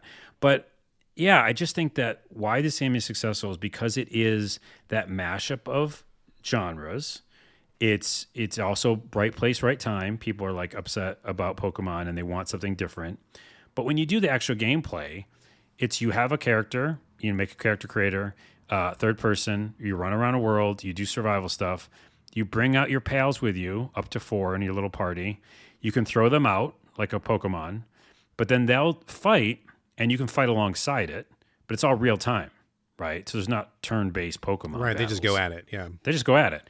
And if you build a saddle for some of them, you can ride them. And when you ride them, you can control their abilities. Okay, so it's like a big like mount for you and you do their attacks or whatever. Then you do your attacks. And I'm on this like, deer creature and we're doing like, I'm ramming the enemies and I jump off the creature and then it fights by itself. It's fun as shit. Like it's like broken and fun. Like my current party is just 2 cats. They're like regular ass cats, but they're super powered and they have like laser beams that come out of their eyes and stuff. And I'm just running along with cats, like killing things. And then the Elden Ring thing I alluded to is that this map is massive, similar to Elden Ring where it opens up, right? Like you can't get to certain areas because it's too cold and you'll just die. But after a while you build armor that is, cold resistant or whatever. And now you're in this place you've never seen before, and the map opens up further. So it's hard to explain, but it is a mashup of genres. It is also a very simple crafting game because I get totally turned off by crafting games because I've got to do so much work, and I'd rather play anything else. But the pals are helping you, right? They're back at the base making ore and fucking wood and stuff. And you're just going and exploring. And I just feel like they really found the sweet spot. Does that make sense? Like, Yeah, no, I mean, that sounds interesting because I also kind of bounce off of crafting games and I don't enjoy that grind. I kind of like the idea of like building a homestead or like, slowly, building a farm or something, which is great, but I don't think I like the doing the, same plant your seeds and harvest your cabbage and do the same thing like over and over and over. I don't think that clicks with me, but yeah. automating it, like farming it out to your pals is kind of a cool idea. It reminds me a little bit of, Graveyard Keeper, because in that game you're not just tending a graveyard, you've got like a whole world and like all the stuff you're doing. You can eventually get like an inn and you got a farm, you got all this other stuff. And one of the DLCs added a bunch of zombies, and you can resurrect the zombies from your graveyard, and they do all the grunt work for you. They mine the coal and they chop the wood and they tend the garden. So like once you set them up, you just let them go and that's it. And that's kind of one thing I really liked about it, and that's what it sounds like it's doing here, is taking some of the busy work out of it if you don't want to do the busy work yourself. Yeah, and there's like that one indie game, I forgot what it is, where you're just building like contraptions. That's super successful indie game where it's like kind of Terraria in a way. But anyways, that happens in games, and I just feel like I haven't seen it in a third person survival game much. So there's a lot of secret sauces that I just put out there, right? I think it's all that kind of lucky timing, Yeah, right? yeah. A lot of things came together for this game. And then on top of that, another thing that you probably didn't check out, but the developers, some of them went on an interview, and they basically were super, forthright, just like, hey, we wanted to make a fun game, and we know that people like Pokemon, and we know that people like, because they're in Japan, they're like, Americans like guns. They straight up said that. And they're like, we just thought we'd put everything together, and people might like it. I mean, that makes complete fucking sense to me. Yeah, they weren't like, yeah, it's not like they were trying to pull the wool over people's eyes or they're like trick anybody. They're like, we just want to make something fun that people actually enjoy. We're not a huge team, and we're just gonna fucking make this weird thing that's an amalgamation of a bunch of stuff. But that being said, and I can't stress this enough, they have experience of making a game like this with Craftopia that is this game, and I think that's what separates it from, just making it about Pokemon, because it's weird. It's weird times like 11. Here's another example of weirdness, and I'll say one more thing and be done for this episode. But like one of my viral videos is in order to make a hot tub, I found this out like while I was playing, I had to kill certain pals to get their fluid. Nice. It said kill pals for pal fluid. And so as I was killing these like Squirtles, basically look like, little water Pokemon, I was like, sorry, it's for a hot tub. Sorry, I gotta kill you. Gotta do it. And then I put another pal in the hot tub with the pal fluids, made from the pals. Did they say something? And then, no, it was very relaxed. Oh, I thought you were going to be like, oh my God, this is a horror show. Right. No, but the point is it didn't care. It was like, this is nice. Thank you for making this for me. And I was like, that's made from pale tears. I mean, I guess it makes sense because, I've got dogs, and like we also have like some pelts from animals. Like nobody sent me hate mail or anything, but like, we got these pelts from like rabbits and from deer and stuff from friends that hunt. And like when you throw those down, the dogs just like sit down on them and they think they're super comfortable and they roll around, and it's a nice little bed for a dog. Goodness. Yeah. So I guess it's the same thing. Like, certain animals don't give a shit if other animals die, right?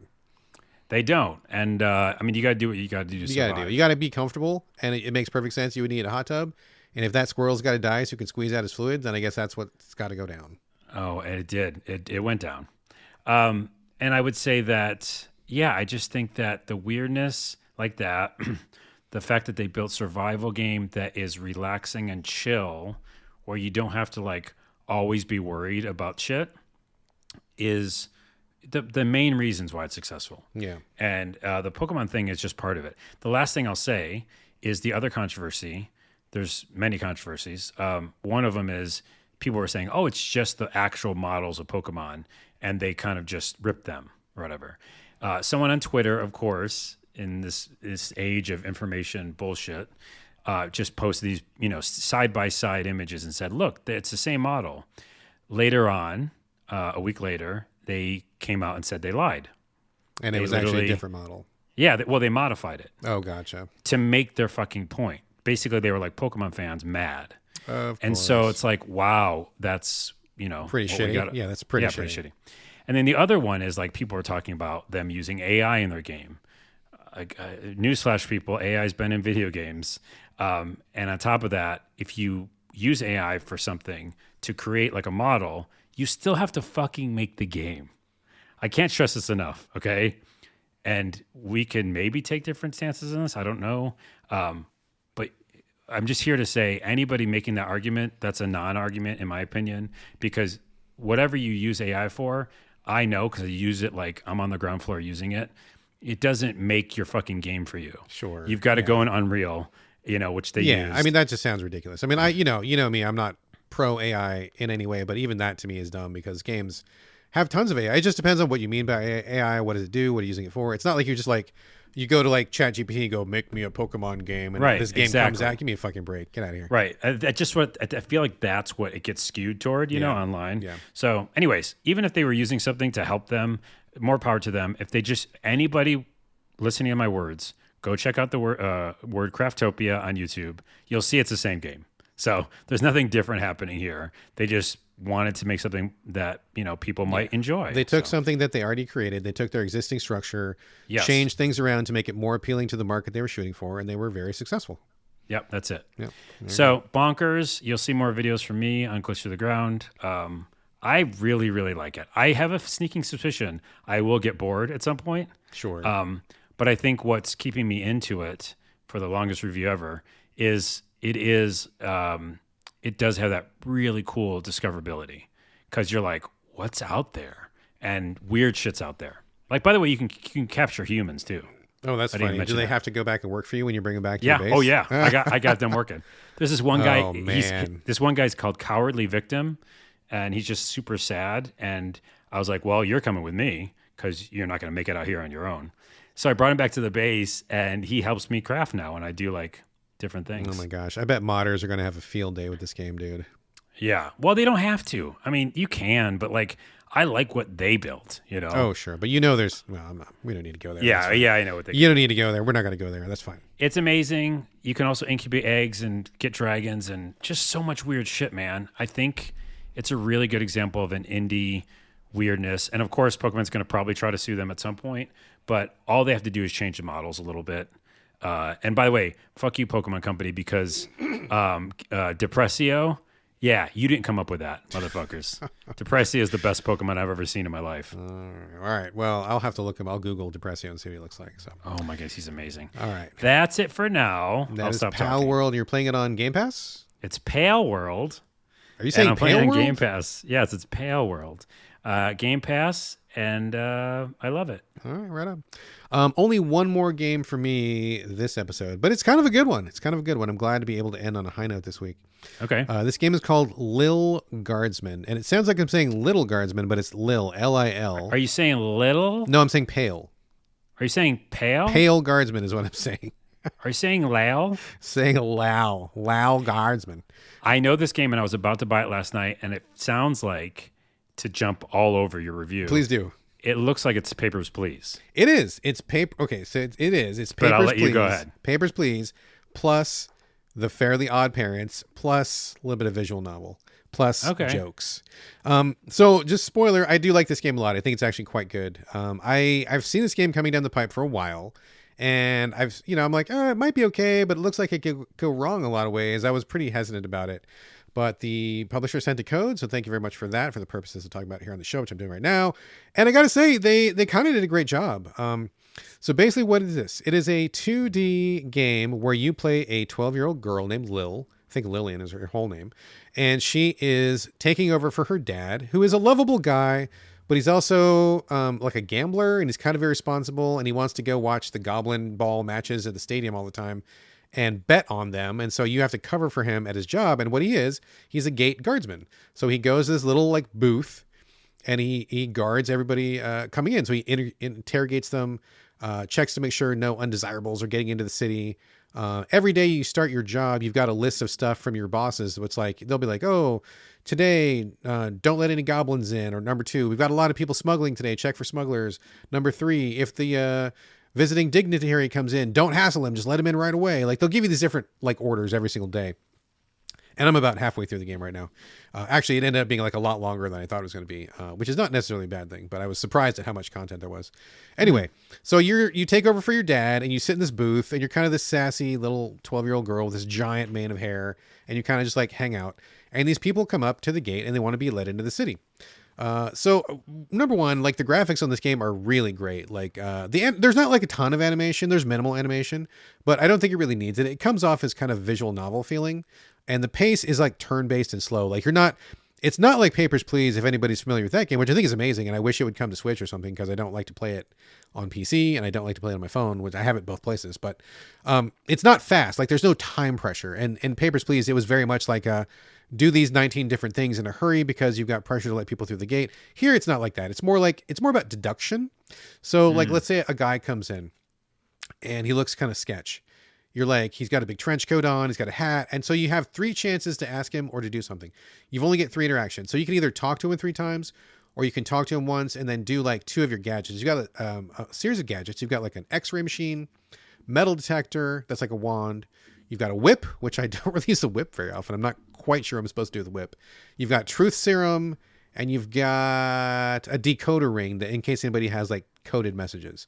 So you can use any of those if you wish, or you can just talk to them. Any combination of those things, but you can only do it 3 times.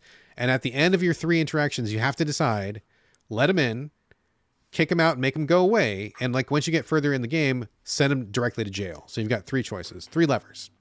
So like if this guy comes up to your gate, this guy in the trench coat looks kind of sus. You ask him your first question, who the fuck are you? What do you want? And he's like, I'm just a guy and I'm just doing business. And you're like, you know what? This is kind of weird. So like maybe you go your metal detector, or no, your X-ray. You scan the X-ray and you find out it's like 2 goblins inside a trench coat stacked on top of each other like kids, you know? Classic. And then you're like, okay, bullshit. Then you call them out on that and they're like, oh, you're right. You got us. We're goblins. And then you send them to jail that day because you're supposed to send goblins to jail or whatever. So like it's stuff like that where you are presented with clues with each person. Like this lady comes up and she's like, I'm sweet and nice and I'm just like a lady and I'm just, you know, you want to let me in your city because I'm good people. But like if you look closely, she's got like blood smeared on the bottom of her skirt, right? And she's not injured. So you're like, okay, that's pretty sus. You got to ask her about that. And if you use your metal detector, she's got a giant fucking butcher knife on her, which you're not supposed to bring into the city. So, you know, things like that, where you look at this person, you evaluate what you see, you ask them the right questions. And sometimes it's pretty clear, but sometimes it's a little bit trickier than that because sometimes you don't have exactly a clue. Like maybe your bosses didn't say anything that day.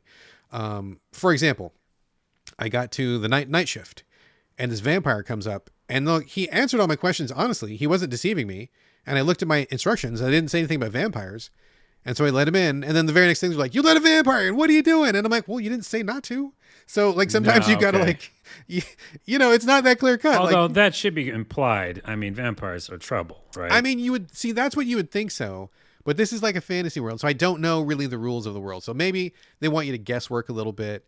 There is a feature that you can rewind time. So if you get one wrong, like I did, you can hit the rewind button and you can go back and like redo that one particular person. You have it like a certain number of times. So wait, is it game over then if you mess up? So sometimes it's game over. If it's like a really, really, really big fuck up, it's a game over. But if it's a minor fuck up, you just get like a bad score and you can go back and redo it if you want to. So you can redo those. And if you just have like a really bad run, like if you get like 2 or 3 like bad ones in a row where you're like, ah, man, I got to get a bad rating on these, you can like redo the whole day if you want to. So on the one hand, it's pretty flexible because you can redo the whole thing. On the other hand, I kind of wish like, I'll say that for a second. Just hang on to that for a minute. So that's pretty good. I think the art is really, really cute. It's very charming. It's very Fairly Odd Parents, if you know what that looks like on Nickelodeon, where everybody's kind of like angular, but it's bright colors, kind of primary colors and big shapes.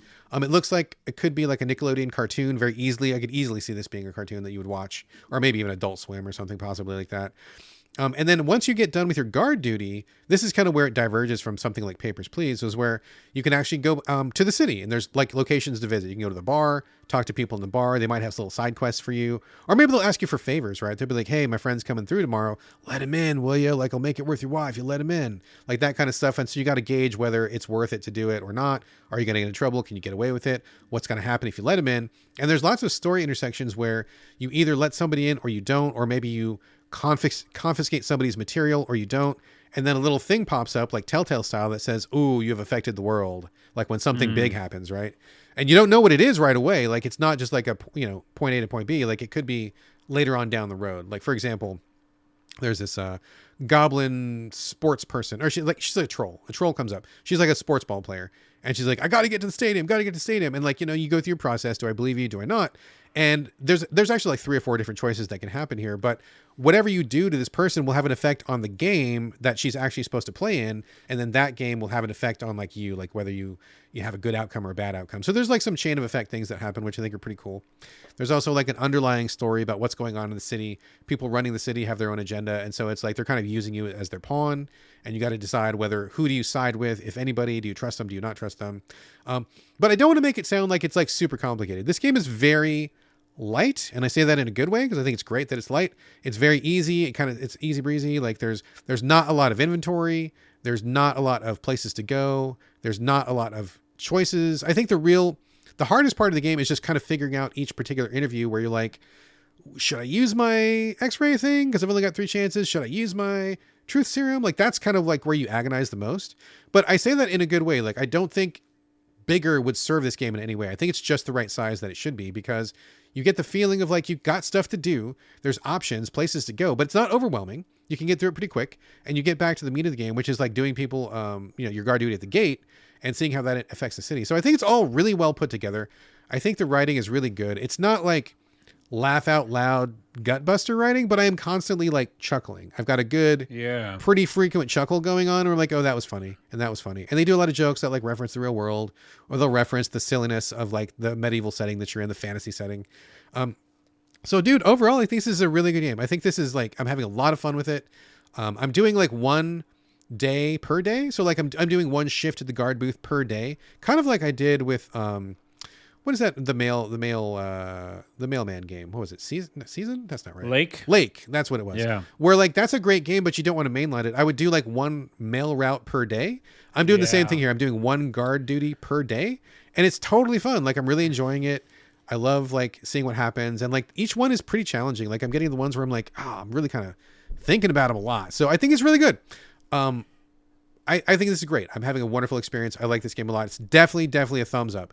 The only problem I have with this game, and this is going to sound kind of weird, I'm playing it on the Switch, and I feel like the load times are just like kind of slow. So like if I fuck something up and I want to go back and like redo a person, I want it to go faster. And sometimes when you're just like loading up a scene, or sometimes when you're going to a place, and this is such a minor complaint, it sounds really weird, but it's really the only thing that kind of bugs me about this game is I feel like the loading times, it should be peppier. It should go faster. I want it to just run a little faster, which is honestly not really much of a criticism. So, big thumbs up overall. I think it's really well done. I think it's really clever. I think it's a great spin on the Papers, Please formula. Expansion of it, I think it's really charming if you like, like Adult Swim cartoons, or like, something a little intentionally offbeat, or, intended to make you laugh. It's good stuff. I think it's a win, dude. It's a total win. Dude, I'm going to get it because also I can check out those load times and see if on my PlayStation it's faster. It'd be interesting.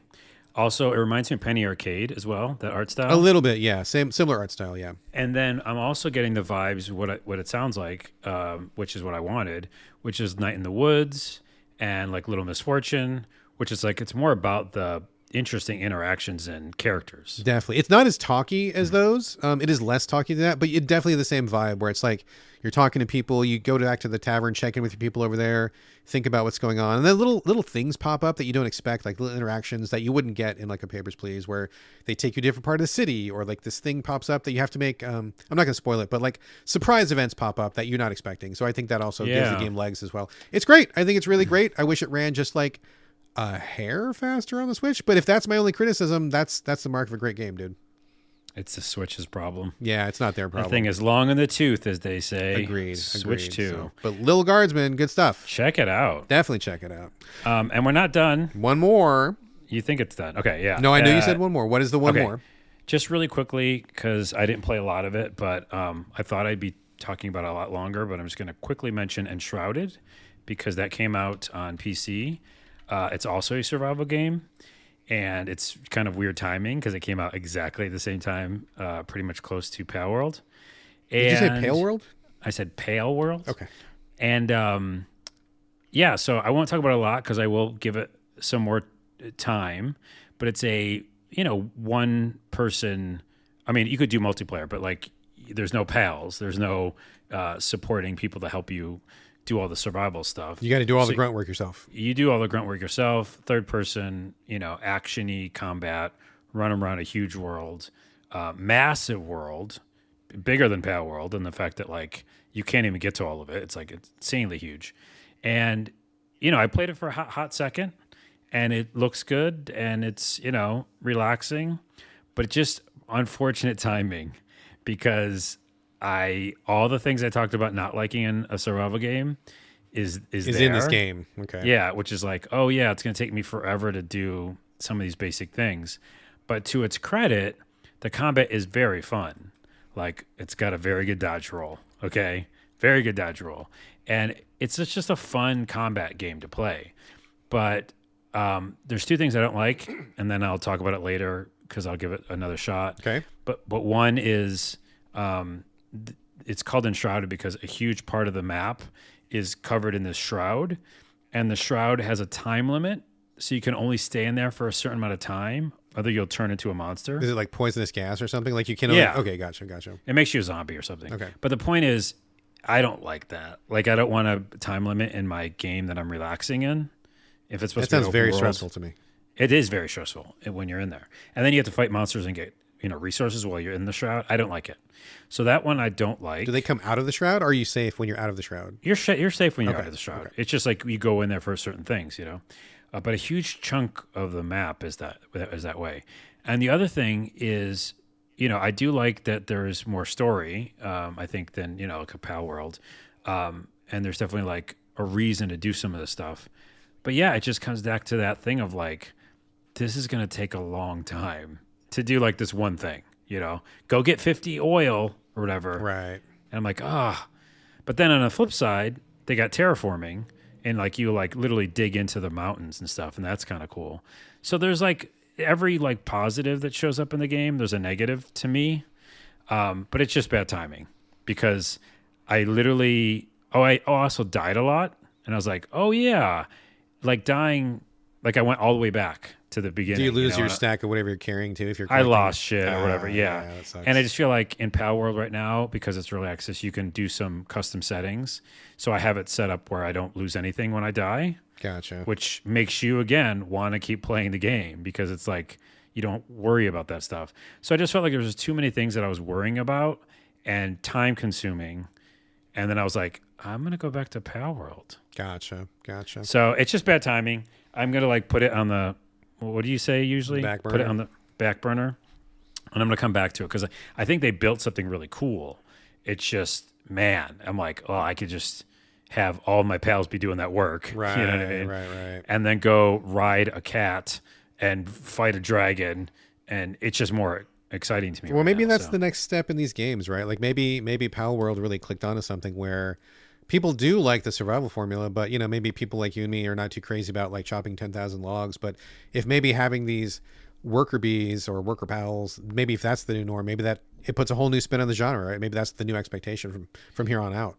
It's interesting. And that was in Craftopia, but because it didn't have the pals in it, yeah, people didn't take flock off, to it right? Like that. Didn't have the numbers, yeah. Right, but that what you're saying is a very good point, and I don't think it's mentioned in almost any YouTube video, is that this is a kind of genre-defining thing that would, me and you included, get certain people into survival games because, man, oh man, I wish it was in Enshrouded.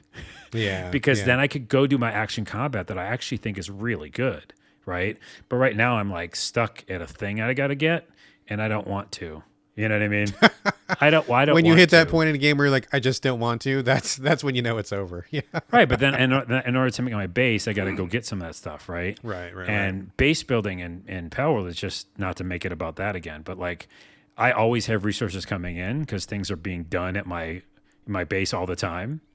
And by the way, you can also make a second base, and probably more at some point. So I made my second base next to this huge, ore deposit. And it's just like, once you get that going, you got the stuff you need, Right on. So, anywho, I think it's a really good game and it's made well. I just need to visit it at another time. Right. I get that for sure. All right, that is the last game of our main portion. As per usual, before we bounce, we're going to bring a couple non-game things to the show, usually TV or movies. I've got a couple this week. Carlos, what do you got anything? Right now, I'm watching The Kitchen, which is on Netflix. It seems really, really cool. It's like a dystopian action movie. It's called The Kitchen? Yeah, The Kitchen. It's about like a slum area called The Kitchen.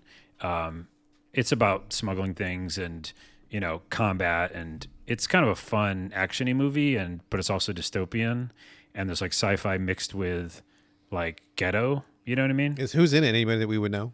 There's a famous, I think he's a rapper, but yeah, it's like a smaller cast that there are not like in quotes big names. Gotcha. Again, I don't need no fucking Brad Pitt or Is Troy Baker in it? Yeah, he's not in it. Because I would see it if he was in it. I know you would. Yeah, he's a voice. Okay, of, I'm in. He's a voice of one of the drones. I'm in. Anywho, I think it's really good. I just started it, but you can just kind of tell. I can tell. I'm like, oh, this is fucking cool. Okay. And then also I'm watching True Detective, the new season. Oh yeah. And the only thing I'll say about that is that and this is not a spoiler. It's out there now, but it's actually tied to the first season. Oh, cool. Excellent. Which I think is neat. Right on. That's all I got. Okay. I will say that Masters of the Universe Revolution came I out knew you'd last be all week. over that. I was very Yes. excited. Even though I got to say I wasn't super crazy about the first series, which was called Revelation, written by Kevin Smith of Clerks fame.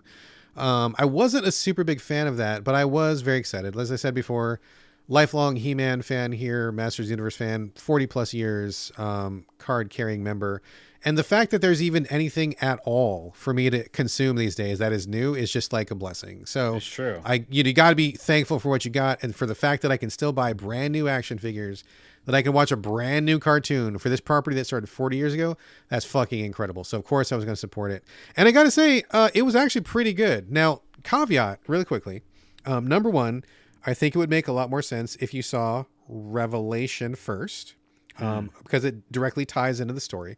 Number two, this series, both Revelation and Revolution, these are made for the fans. So like these are written for people like me who know all the lore, who know the characters, who've been invested for many years, who are coming to this series with a lot of knowledge beforehand, right? And I think that's fine. That's not a criticism in any way, but I just want people to know like what it's about and what it's for, because there are some properties that are not like that. For example, the He-Man Masters of the Universe series, which came out also on Netflix, that was just called like Masters of the Universe. It was the one that looked like Pixar or CGI. It was like a basic reimagining of He-Man.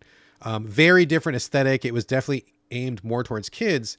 That one got really like a cold shoulder from the He-Man fan base, which I think it did not deserve. I thought it was actually a tremendous show. I really like it a lot.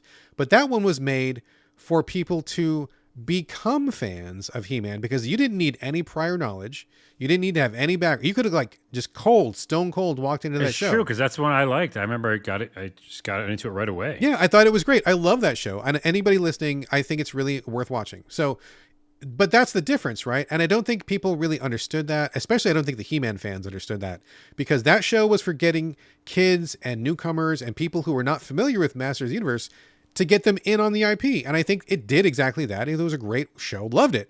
That was left out in the cold from the fans. But this show, Revolution and Revelation, those ones are for fans. Like if you don't know anything about He-Man and you start watching these, you're going to be like, what is going on?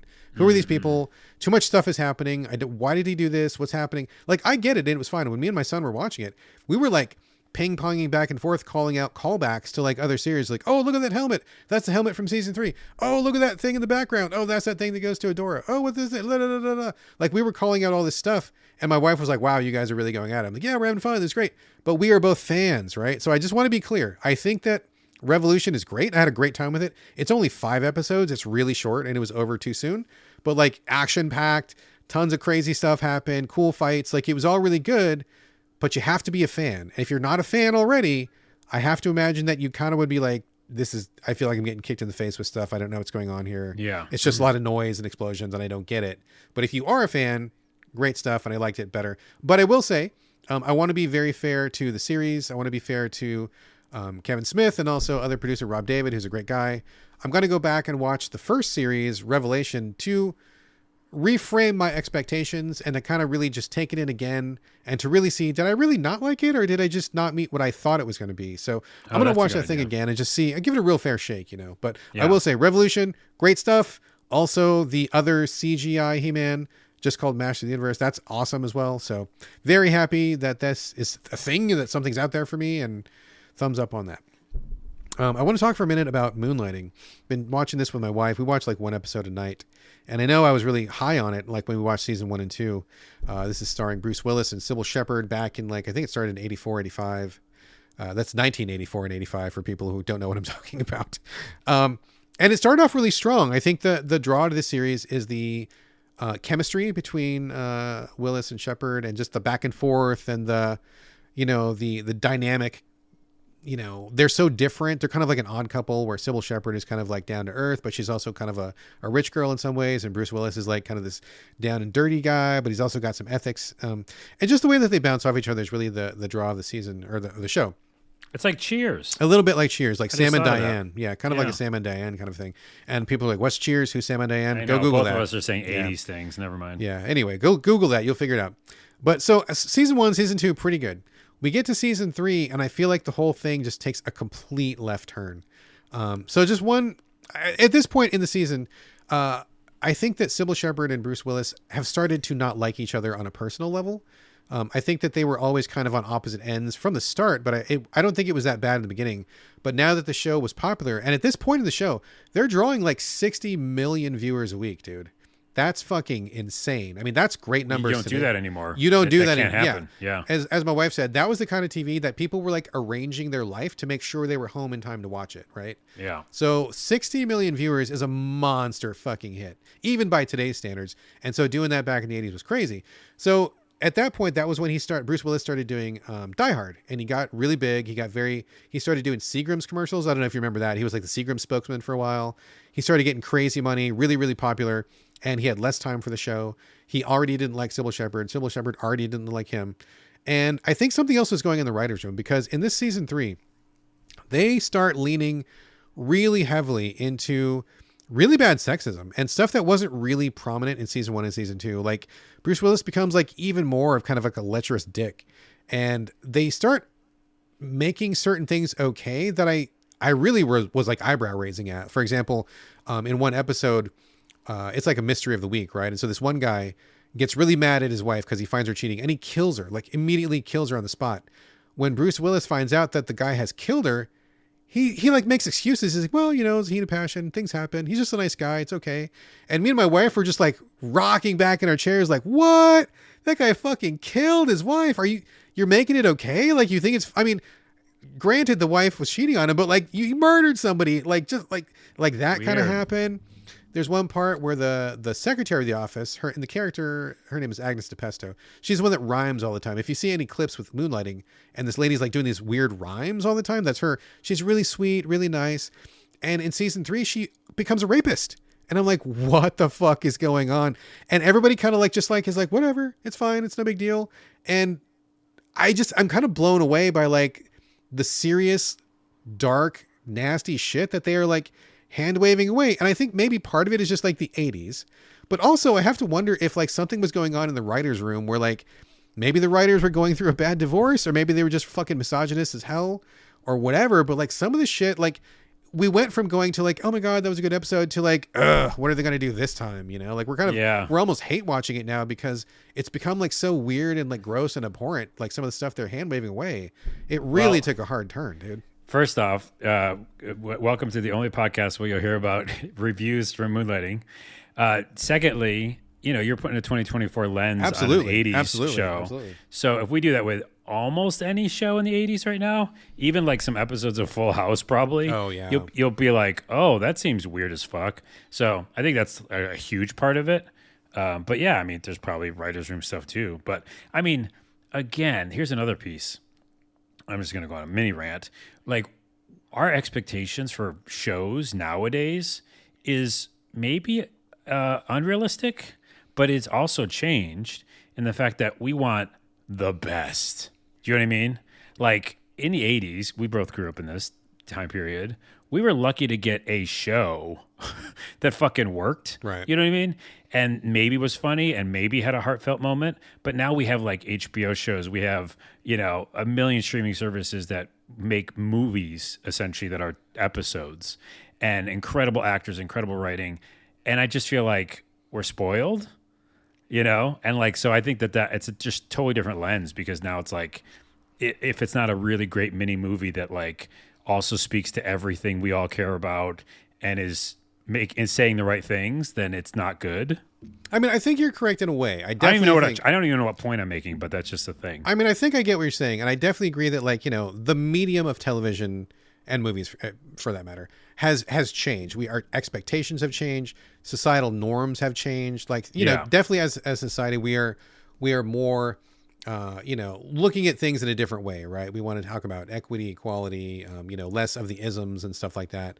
But like, and even making the allowances for the 80s, because I've come across stuff from the 80s where I'm like, oh, that was pretty good. Like they kept it clean and nobody like took a shit on anybody and it was all fine. But then some of it just like, it goes like too far, like to the point where it's just like really just like kind of offensive almost. And it's not even like I don't need something catered specifically to me, but like basic like human respect, or like, like not saying it's okay to murder a woman and it's no big deal, or like not, not like stalking somebody and respecting that a person doesn't want to be stalked, like basic human rights and stuff that I feel like we are now prioritizing these days, which we should have prioritized back then.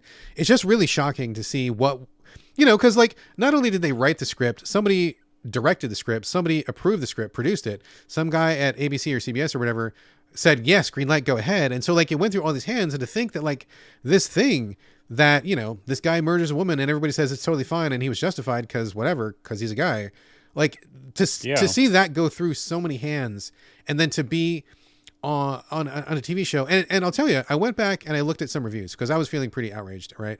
I'm like, my memories of the show are much different than the reality of me watching it now. And so I went to go look up reviews, and it's weird because I bet in like a year's time it'll be different, because this show was not available for a long time. You only could get the DVD if you bought it. If you couldn't have the DVD, then you were out of luck. There was no streaming. You couldn't find it anywhere else. And so it's been out of circulation for a long time. It only recently came back like maybe 2-3 months ago, after like decades hiatus. Right. And so a lot of the reviews are from a long time ago, or people who were just working with their memory like I was.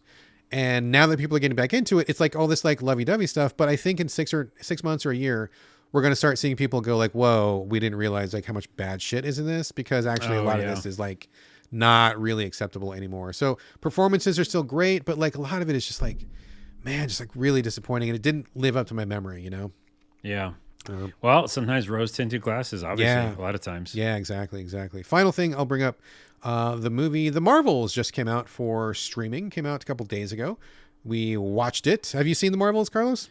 I have not. I have thoughts on it. I mean, I haven't seen it yet, so I can't make a opinion. I mean, the number one thing is I'm, like a lot of people, just totally, what's the word? Just tired of Marvel movies in general. Sure. Like, exhausted. There's another word I'm thinking about.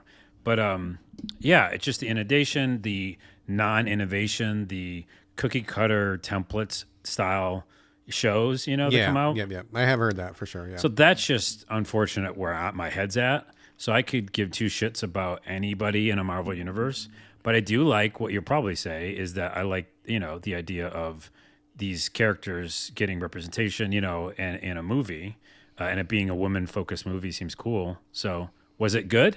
Yeah, it was actually pretty good. I mean, I think I'm definitely suffering from some Marvel burnout too. I think ever since everything past like Infinity War, I think that was kind of like the high point, the big crescendo for the Marvel cinematic universe, right? Everything since then, I feel like has been, there's been a few things that have been okay, but like I think they're kind of running out of steam, or they're kind of in a rut creatively.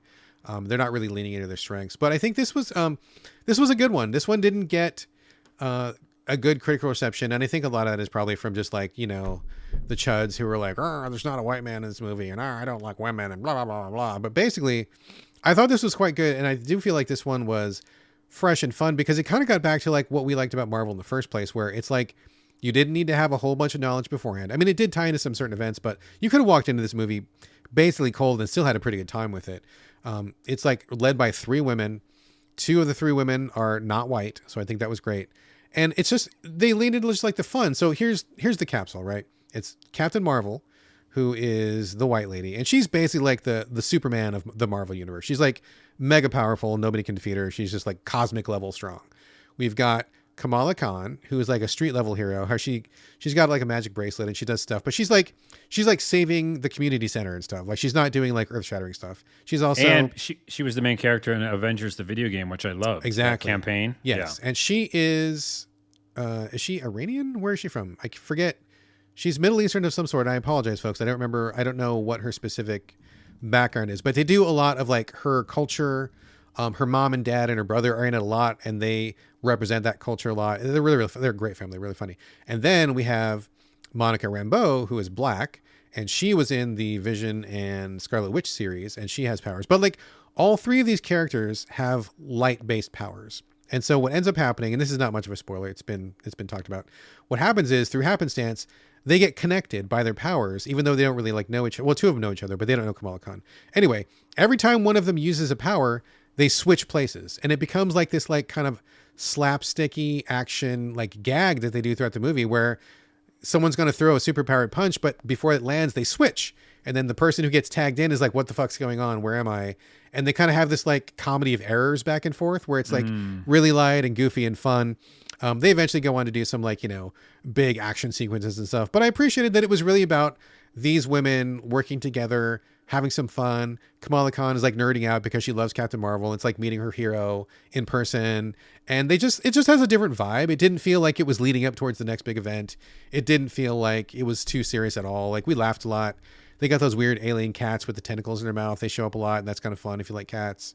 And it just was like it felt like its own thing in some ways, which I think is what's missing from a lot of the Marvel movies, where it almost feels like they're all part of a big machine. And if you miss one part, you don't know what's going on. And they just kind of, it's just too connected, too tight. This one felt like it was just like, hey man, just like have a good time for like an hour and a half. And like, you don't really need to do your homework before you get here and see these three awesome women doing an awesome job. And it was just light and fun. And that's all it was. Just like a light and fun time, Self-contained. And basically, yeah. And she's Pakistani. Thank you. Yeah. Pakistani. Yeah. So they got a lot of that culture.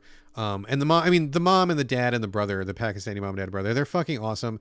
Every time they steal the scene, whenever they show up, it's so cool and fun to watch her family, who are not superheroes in any way, reacting to these superheroes and having normal human reactions and being like, oh my God, like they smashed our car and like, what are we doing? And where's where's this laser coming from and all this stuff. It really humanizes the movie in some ways, which I think is smart. So I liked it. It's not Oscar worthy. It's not, I'm not going to watch it 10 more times, but it's one of the better Marvel movies I've seen in a while. And it kind of does recall what's missing from a lot of Marvel movies lately, which I really liked. So got it. Thought it was fun.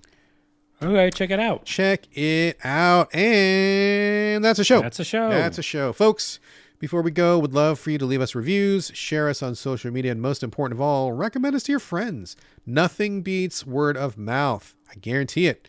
Also, if you want to support us, as I said before, you can chip in over at patreon.com/The So Videogames Podcast. $5 will get you the Discord invite from me personally.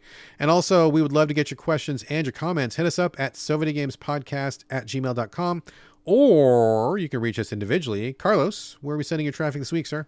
Glitch to the Ground, also on TikTok and YouTube, both, as well. YouTube is starting to take off pretty well. So, yeah, youtube.com. And I think it's just /@Glitch to the Ground. Check out some stuff, especially if you like Palworld. Palworld is doing some numbers this week, I think. So. Oh, dude. As for me, I'm on Twitter. I'm on Instagram. I'm on Blue Sky. It's my name. BRADGALLAWAY. All A's, no O's. And this is going to do it for episode 373. Thank you again so much for joining us here on the So Videogames Podcast. And we'll see you next week. We'll see you next week. That and had like some melody to it. Thank you. And I've been working on it. What is that called when you do that? A little trilling or a little tremolo in my voice? Tremolo, yeah. There we go. There's your word for the day. We'll see you next week.